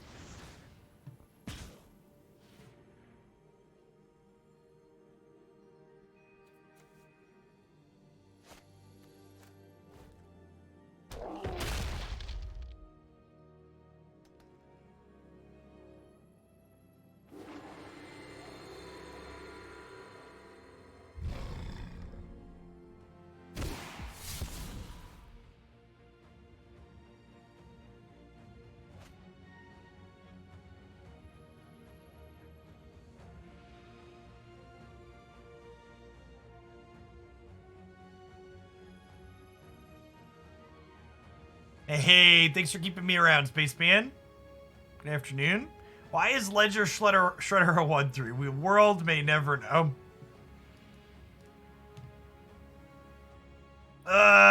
Why does it trigger when I cast 2 spells? Is actually the real question we should be asking.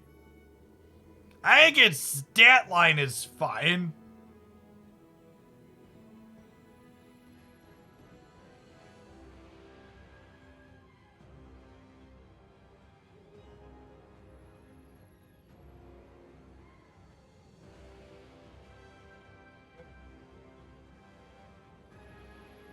All of our options kind of suck here, chat.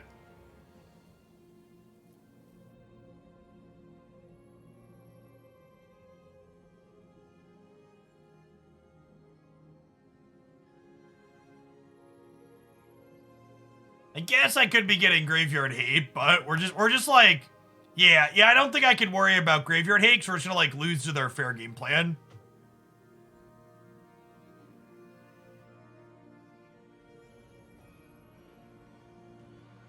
Yeah, I think this card's super playable, even if it doesn't trigger for your opponent's stuff.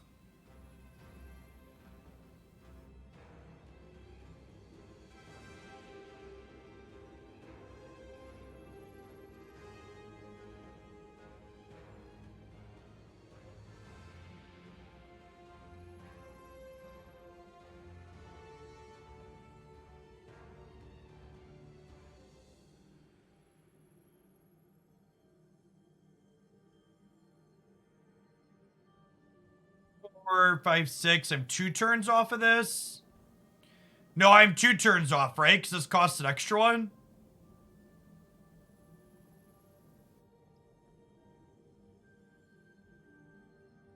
Maybe I'm not supposed to cast the other fires because of Shredder.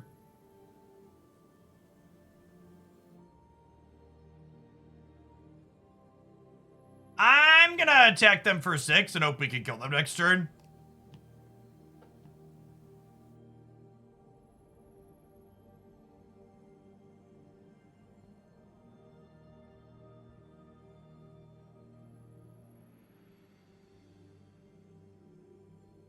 I know you mean Meteor Golem, Mr. Photon, but say the probably autocorrect of Meteor is hilarious.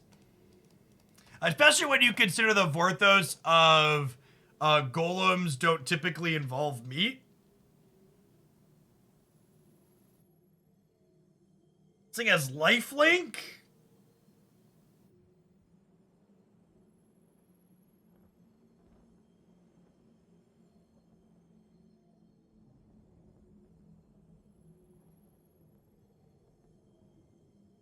Oh, and we're dead.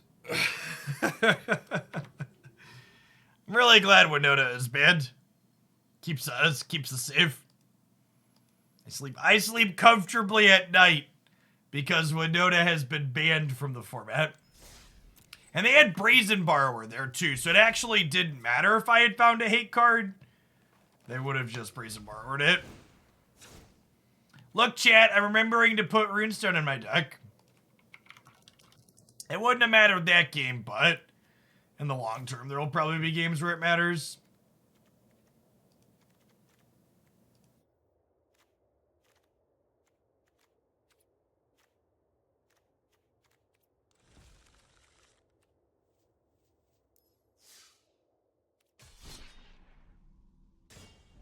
To be fair, that opponent's deck, we're basically playing Tron, chat. So like, we die to the fast linear reanimator deck, but we're really good into the decks that are good against that. So like, red-black mid-range chews up and spits out that reanimator deck, and we kind of chew up and spit out red-black mid-range. Chat, 65-35, 70-30 matchups. They are the mainstay of non-rotating formats. Bajuka Bog is not Explorer legal. We could play like the Colorless Desert, but it's kind of clunky to activate.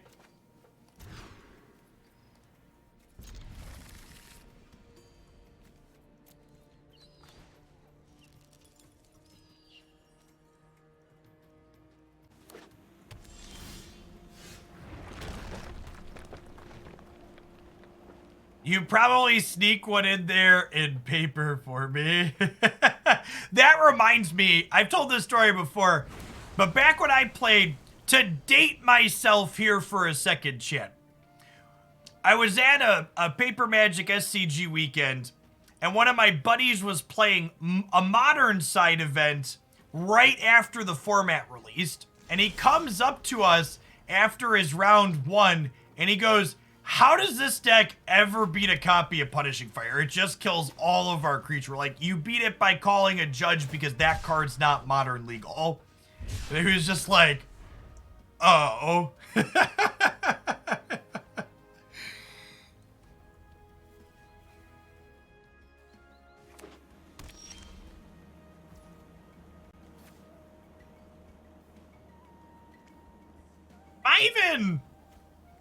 I think I'm just playing this as a template. I think I just want all my stuff here.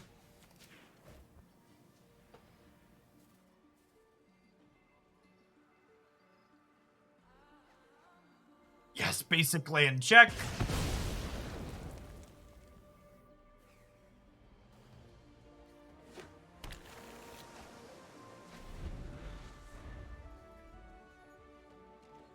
I think my number one Magic players aren't the sharpest tools in the shed story.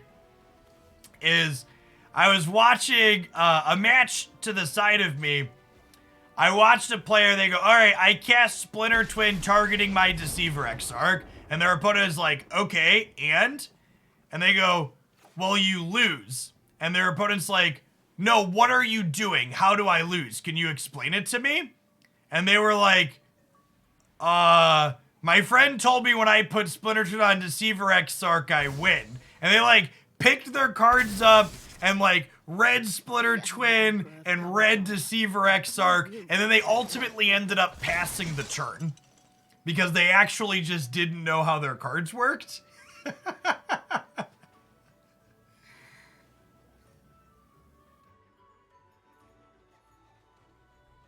Like, the glories of Paper Magic. I think we just get Boat to kill the Emperor here, right?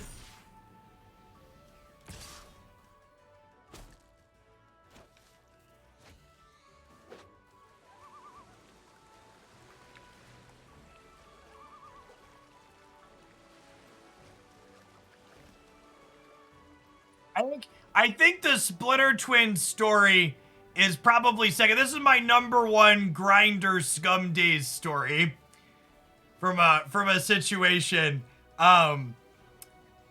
This one might be a little complicated because you got to know some real fringe cards. Anybody remember the Ad Nauseam deck with Lightning Storm in Modern? Is that still a thing? They banned Simeon Spirit Guide, right? So that deck's not a thing anymore. I was watching a guy. They were playing the Ad Nauseam deck, and they Ad Nauseamed, and they drew their whole deck, and they cast Lightning Storm, and then they go, Lightning Storm targeting you, any responses? And the opponent goes, nope, I'll take 3. And then a judge had to come over to explain to the Ad Nauseam player, you need to explicitly hold priority with your Lightning Storm to trigger it to put the counters on before you can kill your opponent with it. So the player's like, okay, I get it now. They go to game 2, and the Ad Nauseam player combos again and goes, cast Lightning Storm targeting you, hold priority, any responses. And their opponent's like, nope, take 3. And then at that point, the player was very upset because the judge came back over and was like, I said I was holding priority. It's like, well, you said you were holding priority, but then you explicitly passed it immediately afterwards. I have been absorbed, chat. I have been absorbed. What does hold priority even mean? We'll never know, really. We'll never know.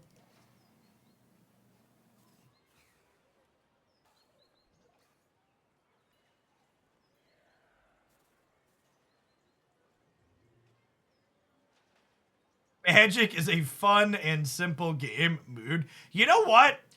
I was probably supposed to play a 5-drop last turn, so that way I could play 2 spells this turn. Thankfully, we're a new Blucker who drew a 4-mana spell, so this works out for us.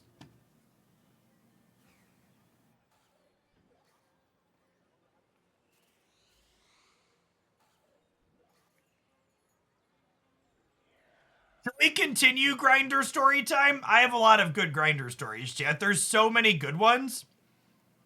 We're talking about old modern decks. I think the greatest juke of all time, chat. A player casts Pithing Needle, and the opponent says it resolves. And the player goes, okay, I need to call a judge for a second. They call the judge over, and they say, Judge, can I name Dark Confidant with the Pithing Needle? And the player goes, oh, sorry, it hadn't resolved yet. They cast Pithing Needle. They say, oh, I need to call a judge. Say, Judge, can I name Dark Confidant with Pithing Needle? And the judge goes, yes, Dark Confidant is a legal thing to name with Pithing Needle. And the opponent looks at their board, and they look down and go, okay, Pithing Needle resolves. The person puts the Pithing Needle into play, and says, okay, name Misty Rainforest. Your 2 Misty Rainforests don't work anymore. Go.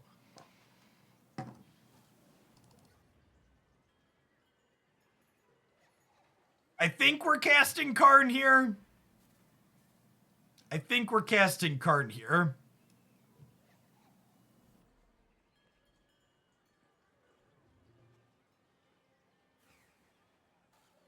It is just like, that's when people say they're missing the paper magic experience, chat. That's what they're talking about. They're meaning they can't angle shoot their opponent. That's what they mean when it comes to tournament play. When in doubt, scum them out. All right, I think we're just playing Cavalier here. I think this is the worst of the payoffs in my hand.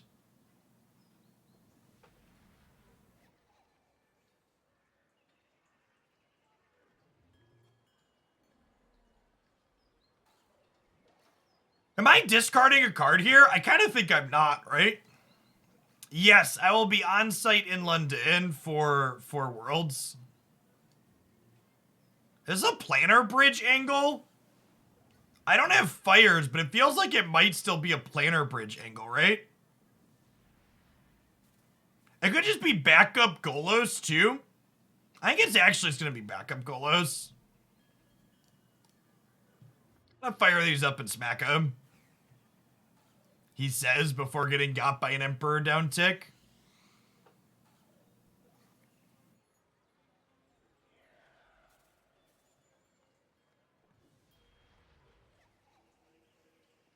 I'll have 2 days on the front end to do some touristy stuff in Syndium. So we're landing like Tuesday at 11 a.m. and then we have a half-day rehearsal on Thursday, and then the show is Friday, Saturday. Then I fly out on Sunday.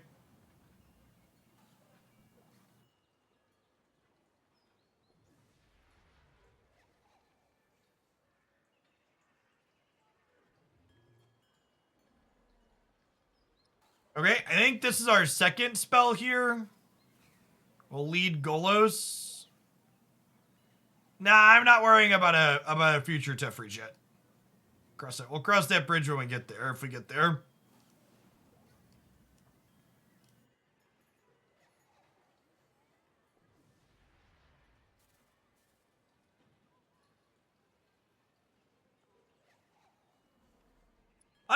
I don't think jet lag. I'm usually pretty good at sleeping while traveling. So like our flight out leaves Chicago at like 9:15 p.m., right? So like I'll just like fall asleep on the plane and then wake up and it'll be 11 a.m.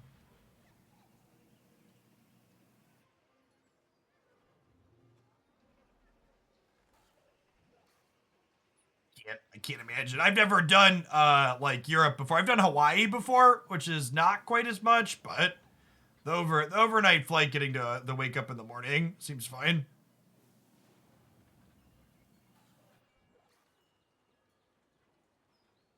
We're gonna Field of Ruin their castle here. I'm definitely grabbing another Den of the Bugbear, I think.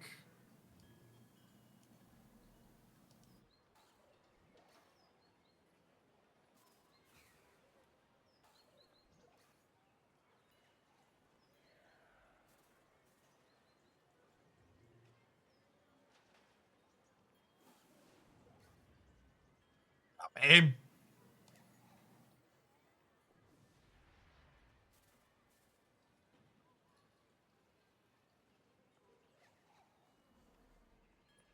Yeah, I think London's an 8-hour flight from Hawaii. Might actually be similarly as long from where I'm at. I have to fly across basically the entire U.S. to get there. I'm gonna no blocks here if they have an Emperor we get got. Feels bad, man.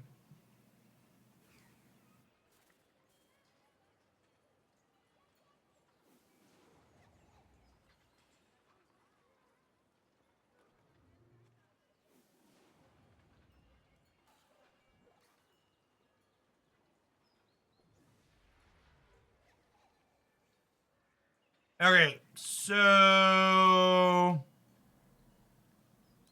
think it's a Planar Bridge angle, chip.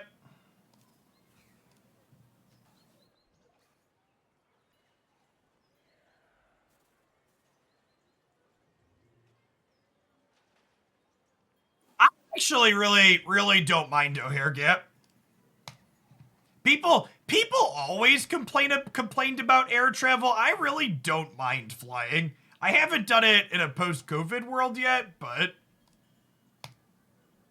like people would always complain about like the Atlanta airport. I always loved connecting through Atlanta.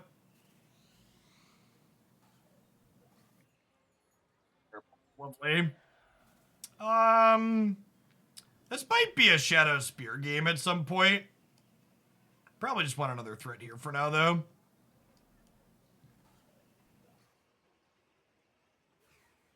It's getting to and from airports that sucks. I mean, parking at O'Hare is not terrible. You just like park in one of the outlots and you take their little shuttle over. It's like not a big deal. It's not that expensive.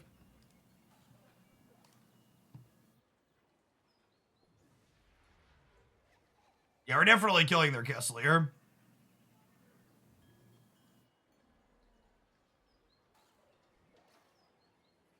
Yeah, Pokemon paid for one checked bag for me, but I might try and get by without it.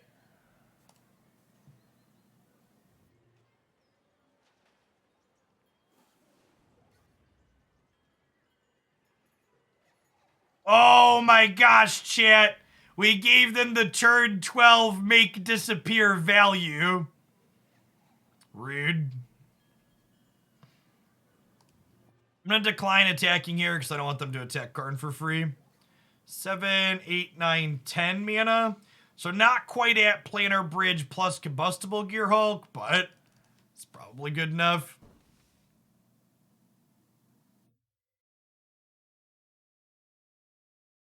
We're playing against Control chat, so we click Submit because we're a Tron deck with the Wishboard. And Controls are good matchup.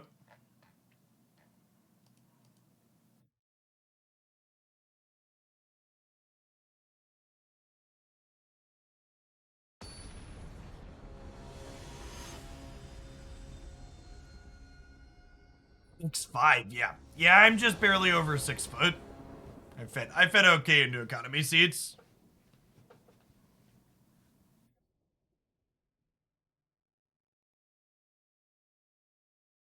Yeah, it's been fine, press pick.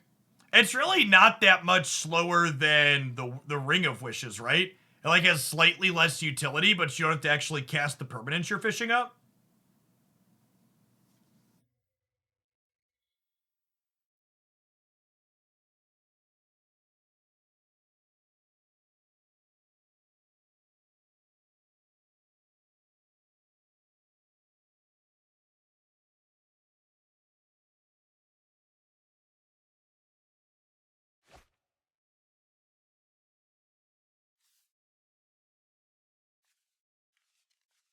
Easy mulligan here.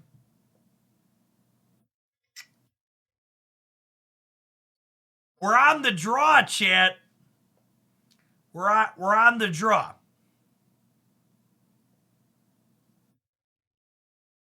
We're gonna bottom the Strangle here. We're gonna draw us a mountain.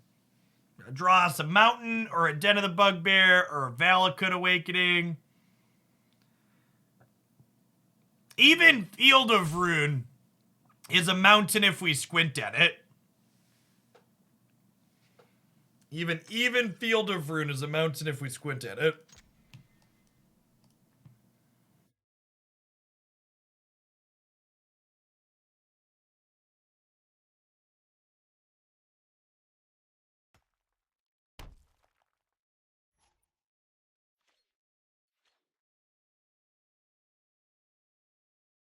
All right, hit me, dealer. Hit me, dealer.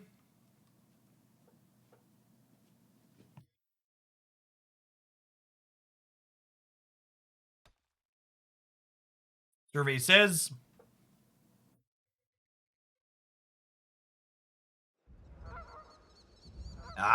Blue, white, and making me wait while they play their second land on turn 2. Name a more iconic duo.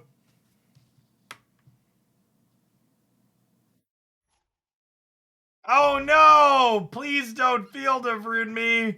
How would I ever recover from such a thing?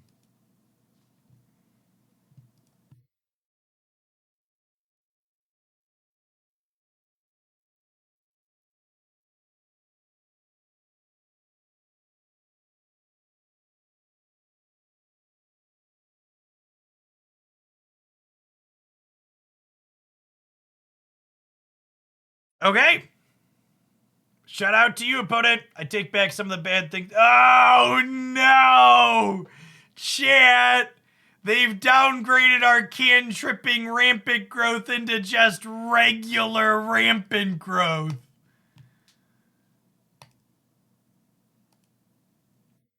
When you've drawn more Cavalier of Flames than land. The truth is out there! Wake up, sheeple! The shuffler is rigged.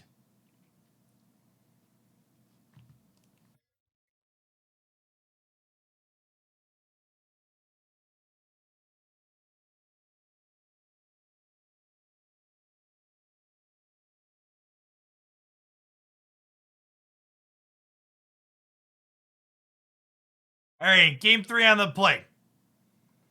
Game 3 on the play. Flip it, rip it, ship it, chat. Let's go. Listen, chat, if the shuffler wasn't really rigged, why would there be a thread that's thousands of posts long full of conspiracy theories about it, huh? Logic your way out of that, liberals. Checkmate.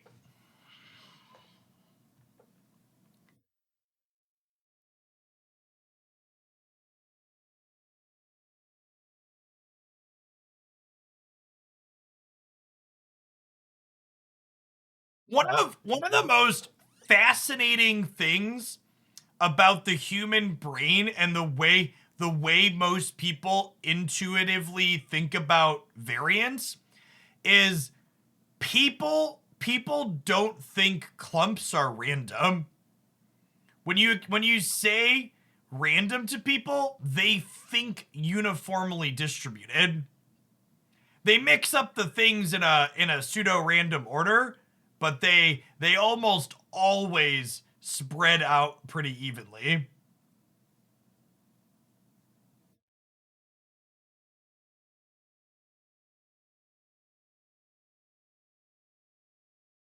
Those kind of weird human brain phenomenons. For people that are new to the stream, in a former life before I was a full-time meme here on Twitch, I have a graduate and undergraduate degree in mathematics and spent some time teaching stats and other classes at the high school and college level. But to clear an incredibly low bar, streaming here on Twitch when it takes off pays more than being a teacher. So I do this now.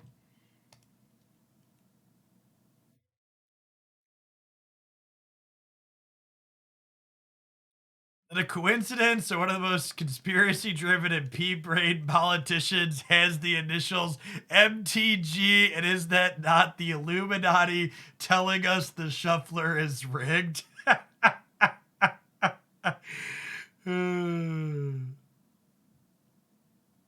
Have I considered a PhD? Yeah.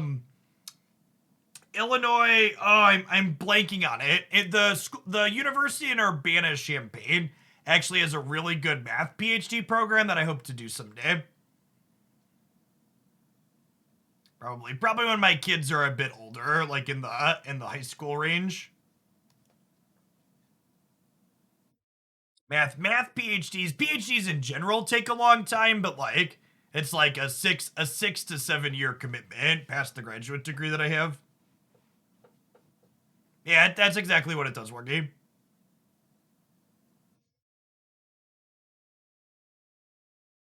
That's probably another decade down the road, though. Maybe a little less than that. Haley will be 12 in a decade.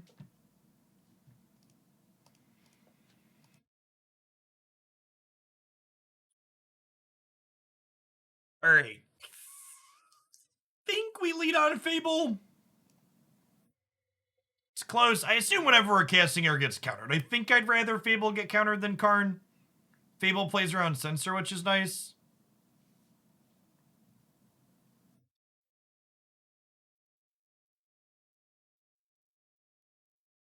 Your partner's doing a 3-year program in Germany. Yeah, I looked at PhD programs right out of grad school, and most of the math PhD programs in the United States expected 5+ years postgraduate degree.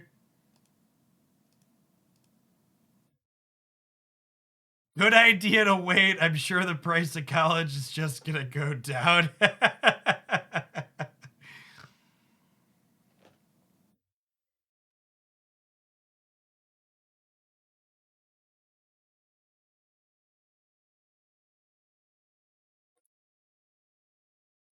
Education in America. Yeah, PhD programs usually involve you basically working for the school. So they're different than traditional undergraduate degrees.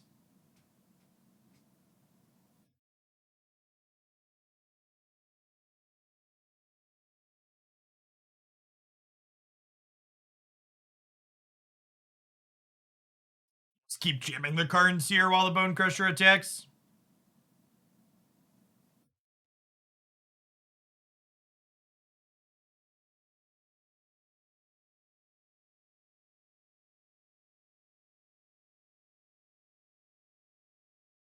You know, I've often wanted to strangle Teferi Hero of Dominaria, and today we might get to live up to that. That's exciting.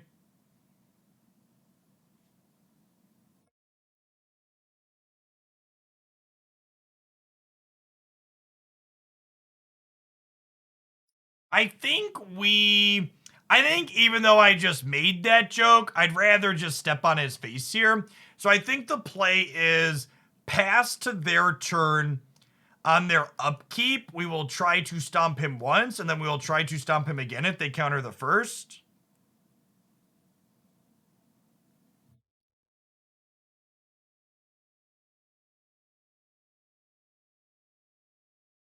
Nice. Second. And so I did this on their turn because I assumed they had a counterspell. And this way, their lands are tapped for this turn cycle as opposed to the previous turn cycle.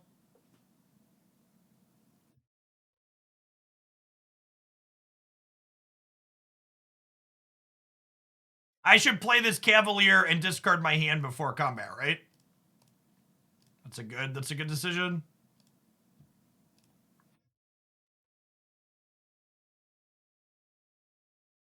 I'm gonna do this and discard the Strangle. So this way, if they cast Shark Typhoon as an enchantment, they die next turn.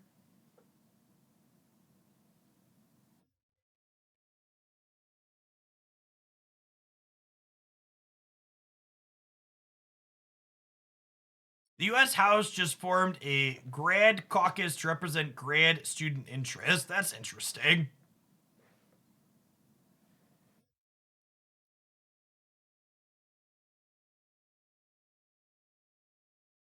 I worked as a TA during grad school. That was an all right gig. Definitely didn't pay much though.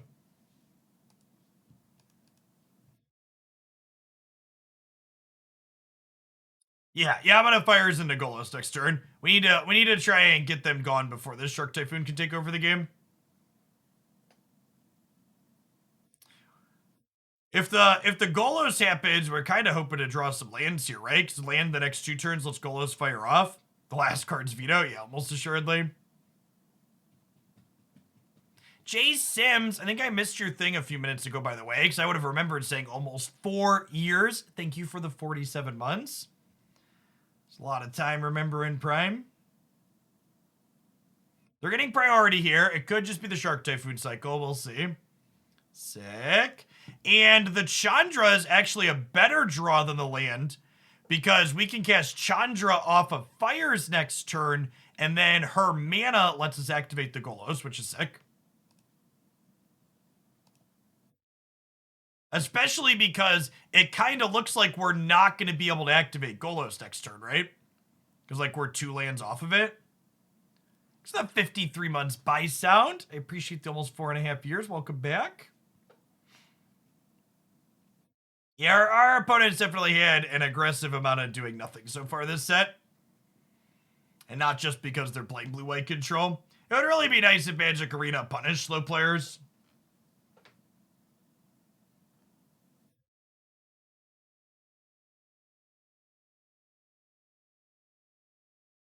Hey, Stellar Joe. I'm always happy to deliver a timeout for special occasions. Thanks for the 12 months.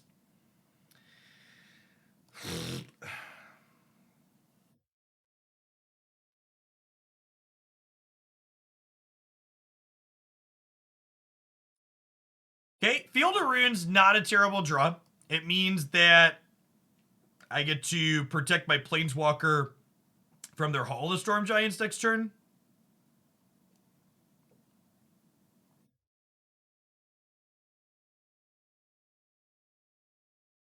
How about a second spell? I think I'm actually not into that one. We'll cast this.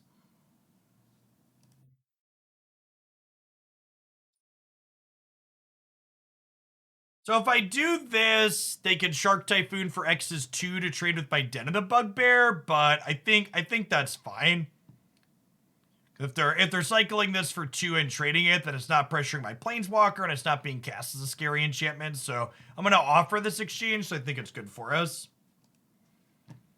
My opponent has 13 minutes on their clock. I have 19 minutes on mine. And it's not like they're down because they're making a lot of complicated decisions. They're just down because they're just like taking their time on turn 2, waiting to play a land. Yeah, they might just eat the 1/1 here so they can pressure my Planeswalker a little bit.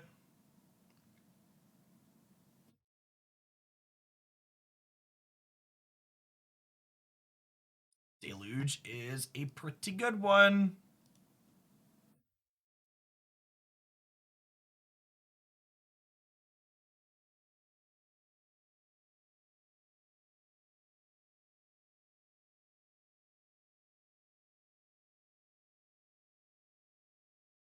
I don't know about just lose as a penalty for a differential like that, but I feel like their timer should start going faster. Like maybe they should lose 2 seconds for every 1 or something.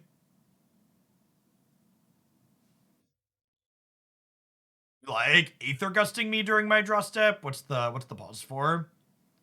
We're Field of Ruining me and you wanted to give me a chance to draw my last basic? Sure, you min-max that angle. They do have Aether Gust, okay. Kind of surprised they didn't, oh, they want to save the field to shuffle her away after, don't they?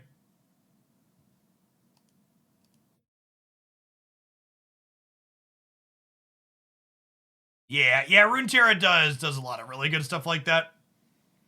Speaking of, if you haven't checked out Runeterra in a little bit, or if you have and you enjoy it and you want an easy way to support my content, we're going to do probably 1 more match with this deck after this one.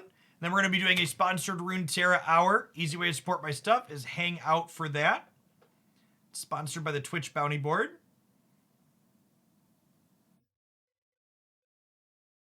So unfortunately, searching for a land and shuffling is not optional here. Do have a deck lined up for Runeterra. Yeah, I imported a couple of things from the subs Discord that gave me suggestions. We're pretty far behind at this point because our opponent has Memory Deluge in their bin.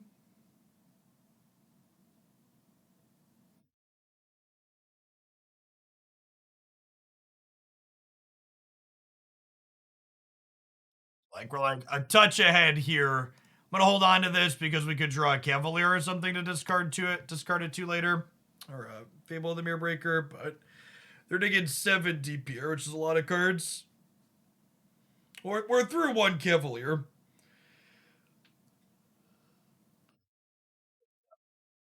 Need our high impact plays here at this point for sure.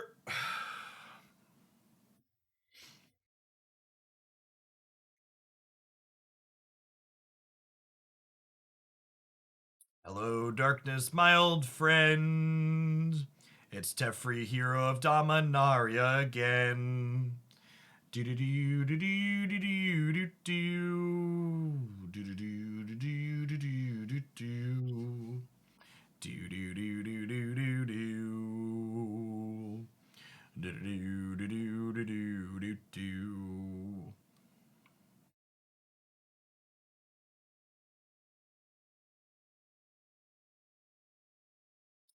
I take one more draw step and then we're gonna concede.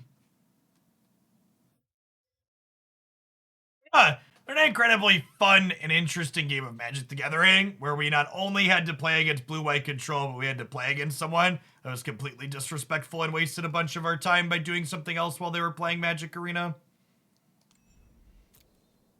The long game aspect part of control is one thing, but just like constantly in the tank waiting for the ticker is just so awful.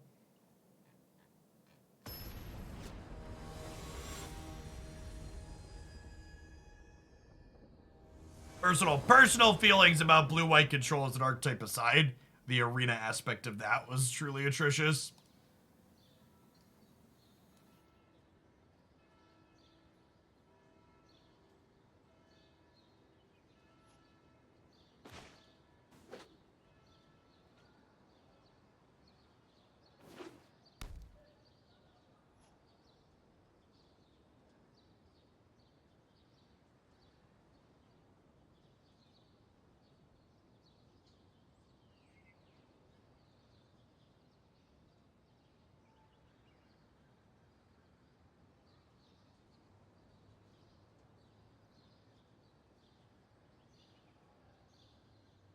Well, yeah, well, in paper, you don't have infinite time like you have on Magic Arena, right? Like, in paper, you only get 50 minutes for your round, including sideboarding and mulligans, so...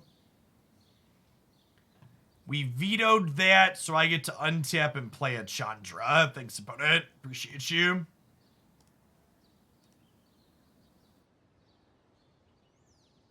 Yeah, that seems huge win for the home team.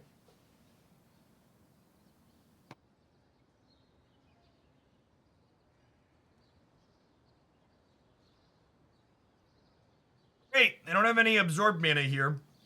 We can play this around a Censor. Honestly, I think I'm bidding everything but the Chandra here. Going on, Boneless Wing. Thanks for the 51 months. Welcome back. Rev the Cavalier. Let's go.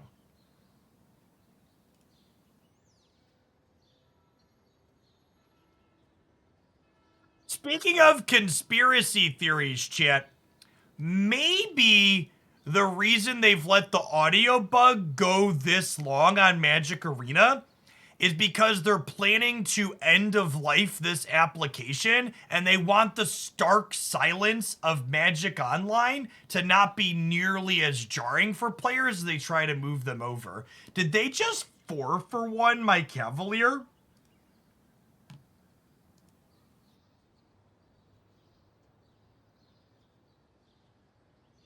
Yes, we take those.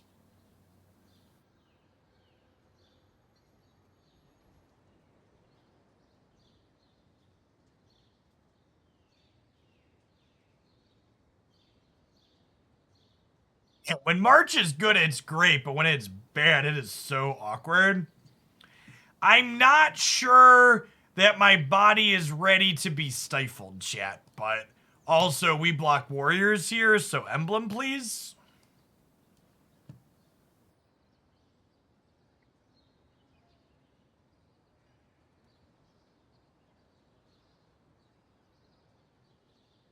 Hold on to that. We can discard it later to something else. Bring out your dead. And again, against control, our only real sideboard card in the board here is Anger. The rest of these are Karn package, so just click in, submit.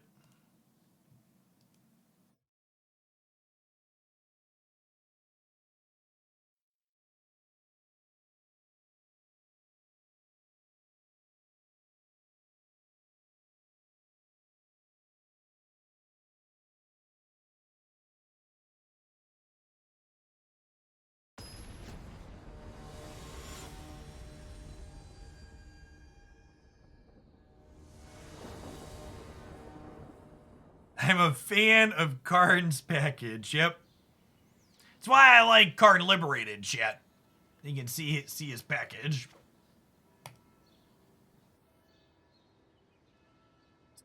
We bottom the Strangle here and just keep our lands. Farewell should be updated to get rid of emblems. That's true. That's true. Farewell struggles to be playable and address things.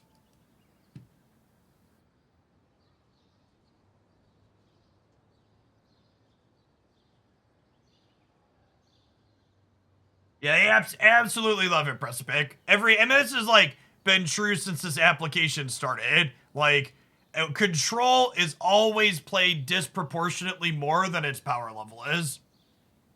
Just a huge bias towards it. The Grim Glab, thanks for the 5 months. Sub for Magic, staying for Snap. We're gonna be snapping for the last couple hours every stream this week. Looking forward to it. I finally opened Magic. I opened Magic over the weekend. Or was it Thursday? One of the days. But we believe in magic.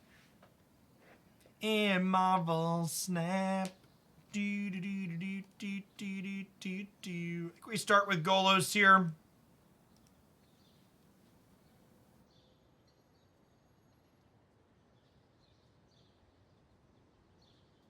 All right, we're gonna attempt to play Fires of Invention around Censor.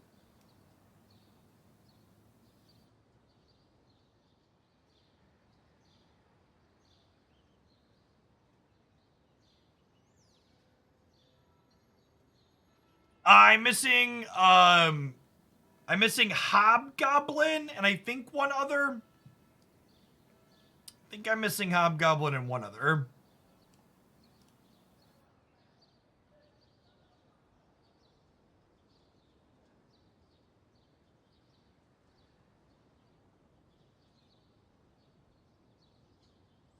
A green goblin. Yeah, that one. Crucible plus Memorial Day. Yeah, maybe.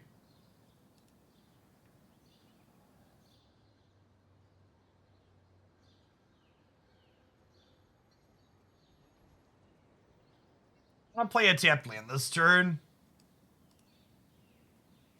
Well, a little bit of a clench there playing into Censor, but...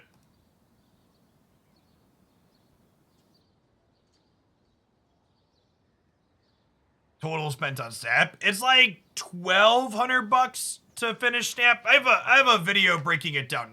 It's actually cheaper than what my video shows because they've changed the mechanics a little bit. When they settle on an economy, I will share the details for everyone. What do we think of just do this, try and attack Teferi?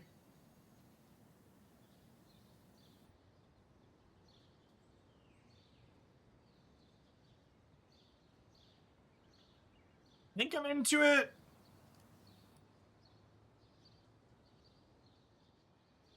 I think I'm into it.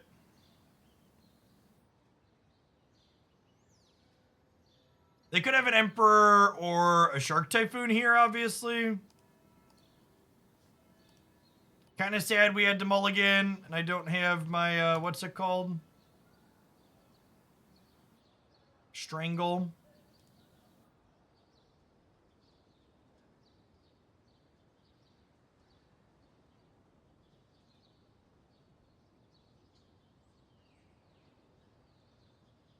It speeds it up by like a factor of 2 gap. We could just get Needle for Teferi. Yeah, that's true. I like that suggestion. Let's do that. Forgot that we had that as a line.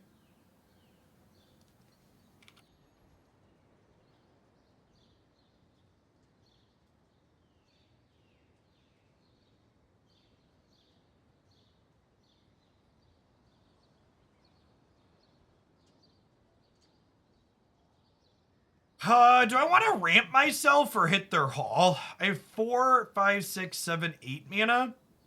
If I hit my own land and we draw untapped land, I can God-Pharaoh and Karn next turn.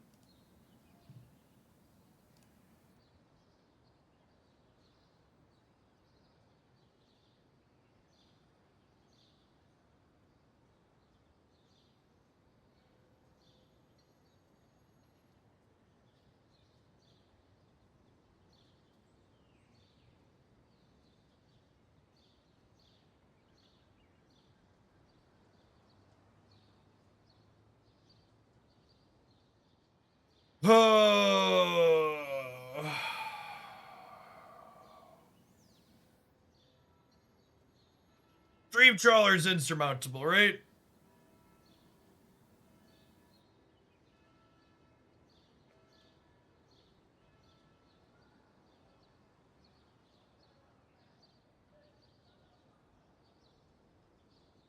I already used my Golos out of the sideboard.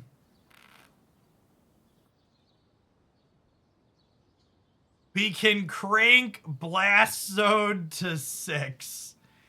That takes 2 turns though, right?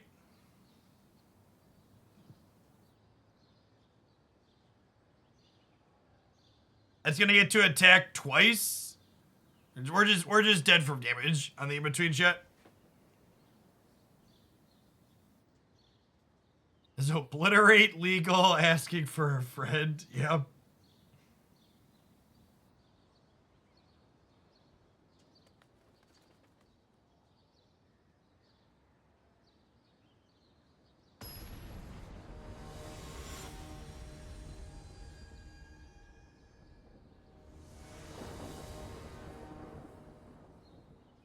Oblivion Stone's not even Pioneer legal, right?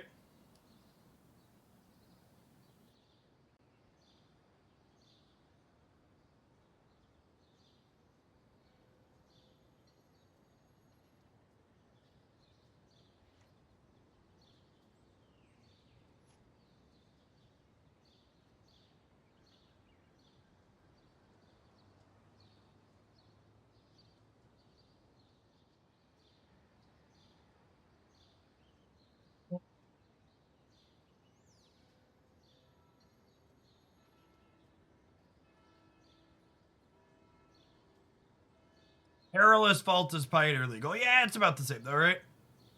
It's a little bit more expensive. Ooh, they missed a land drop, chat. Couldn't have happened to a nicer person playing a nicer deck. At least this blue-white control player is actually playing the game quickly.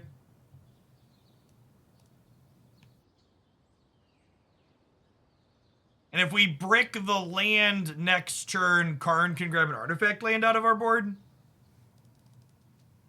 Alright, this was going to be my last one with the deck, but they kind of just didn't do anything for game 3, so let's do one more before we play Runeterra.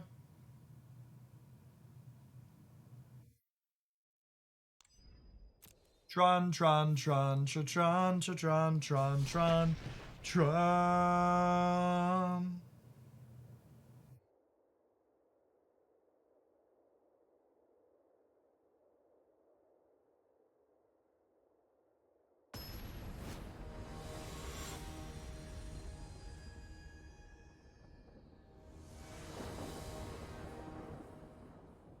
Start time on this deck. 226.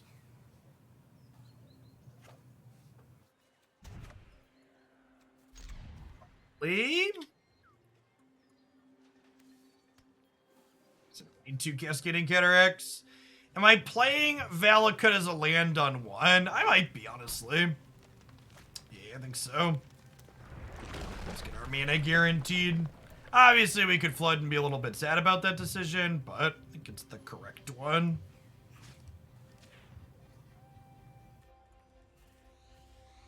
Yeah, my plan for the regulars, by the way, I've got 5 hours for Magic Arena budgeted to start the stream each day this week, starting from 9 till about 2 p.m. Central.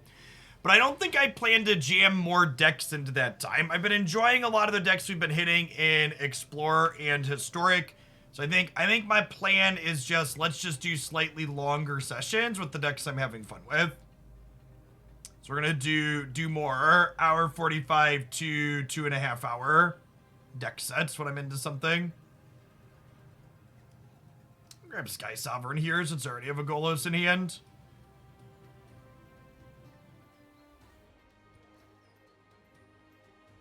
I'm about to get big fish. Hopefully, they got like questing beast here. We're in trouble.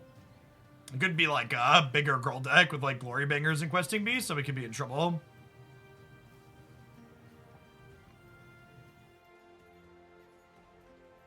That's pretty good too.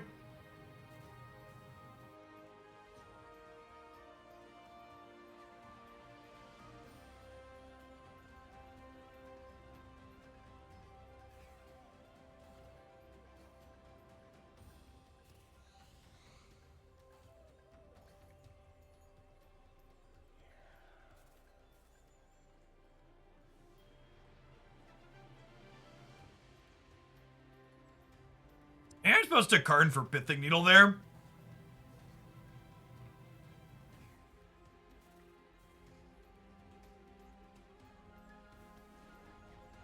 Yeah, this just kills my thing.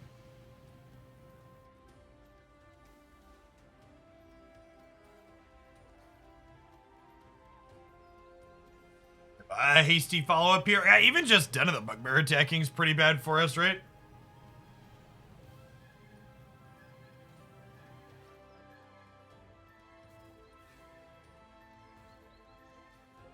Yeah, it feels dead here.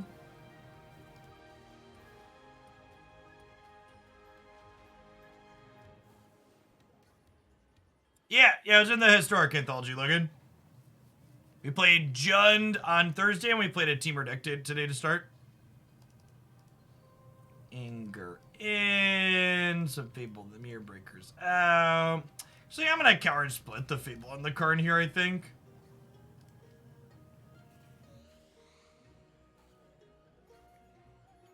The Teamer deck was fine. I think it was a bit worse than Jund. Not having discard spells makes Goyf a bit worse. We're gonna try Sultai Goyf to start tomorrow morning, I think. Why would this deck want to play Emrakul the Promised End?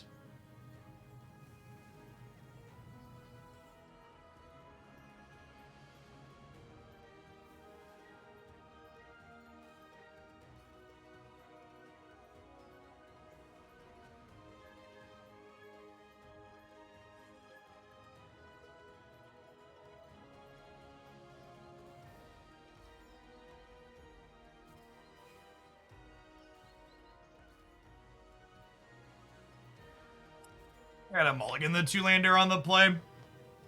This is fine. We'll bottom a Strangle.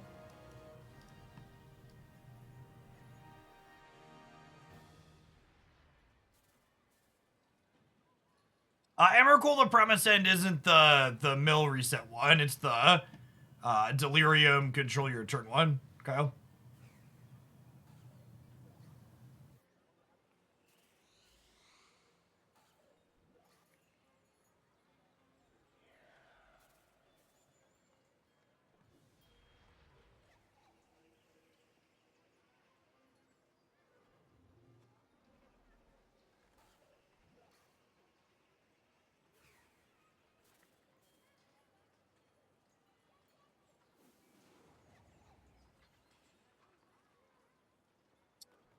Okay.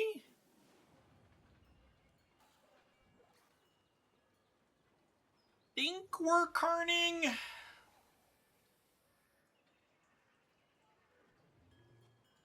If I Karn and then they have what's her name? Vivian again, we get kinda got.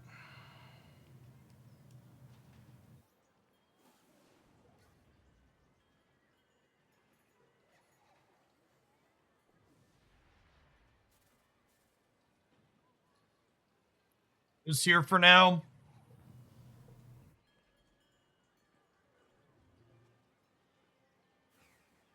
Chandra's also not great for us. We at least get to clean Chandra up after the fact with Strangle. Nah, either works. Marvelous too. Slow in bed.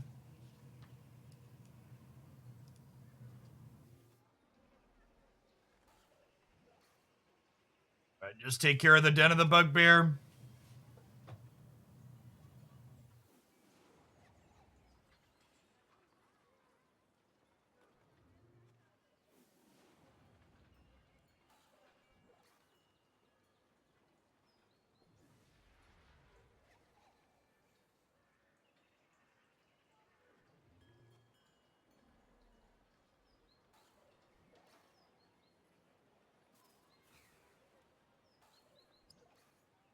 Some mana. Oh, level this means my anger is no longer good enough.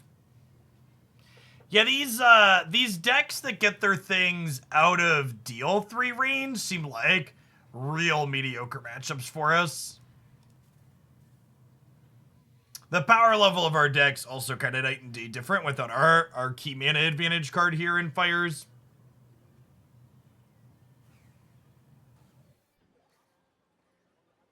Oh god, Domri gets to just fight my Cavalier now with the Rekindling Phoenix. I guess glass half full, I get to step on the egg, but we're still just like getting beat down by the Bonecrusher Giant, right? Like this is 7.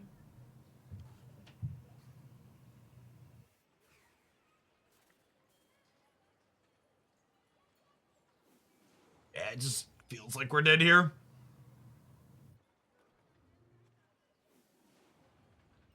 I don't think Stormwrath is big enough either. It doesn't solve it at its core.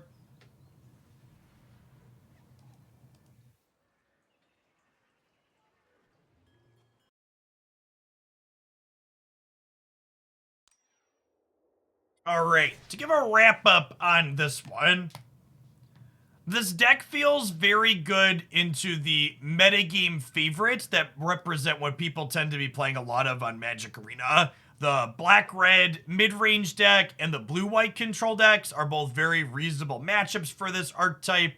Things that are bad for us, bigger aggressive decks like that last deck we just played against, the Gruul aggro, definitely a challenge. Things that can outsize our deal 2 and deal 3 damage interaction are things we really struggle with. Other things, the Rat deck that puts Perihelion into play, definitely a challenge for us. Karn does stop Perihelion from being crude, and we do have Tormod's Crypt and Weathered Runestone on occasion, but their deck's really fast and consistent at what it does, so it can definitely get under us on occasion. The deck's basically Tron, chat. If you're looking to go over the top of kind of the interactive fair decks, this deck does a good job of doing that. It's not just dead to rights against other things, but definitely a little bit more of an uphill battle in those matchups. More polarized than not experience for sure. The matches you win pretty hard. The matches you lose, you're pretty far behind in.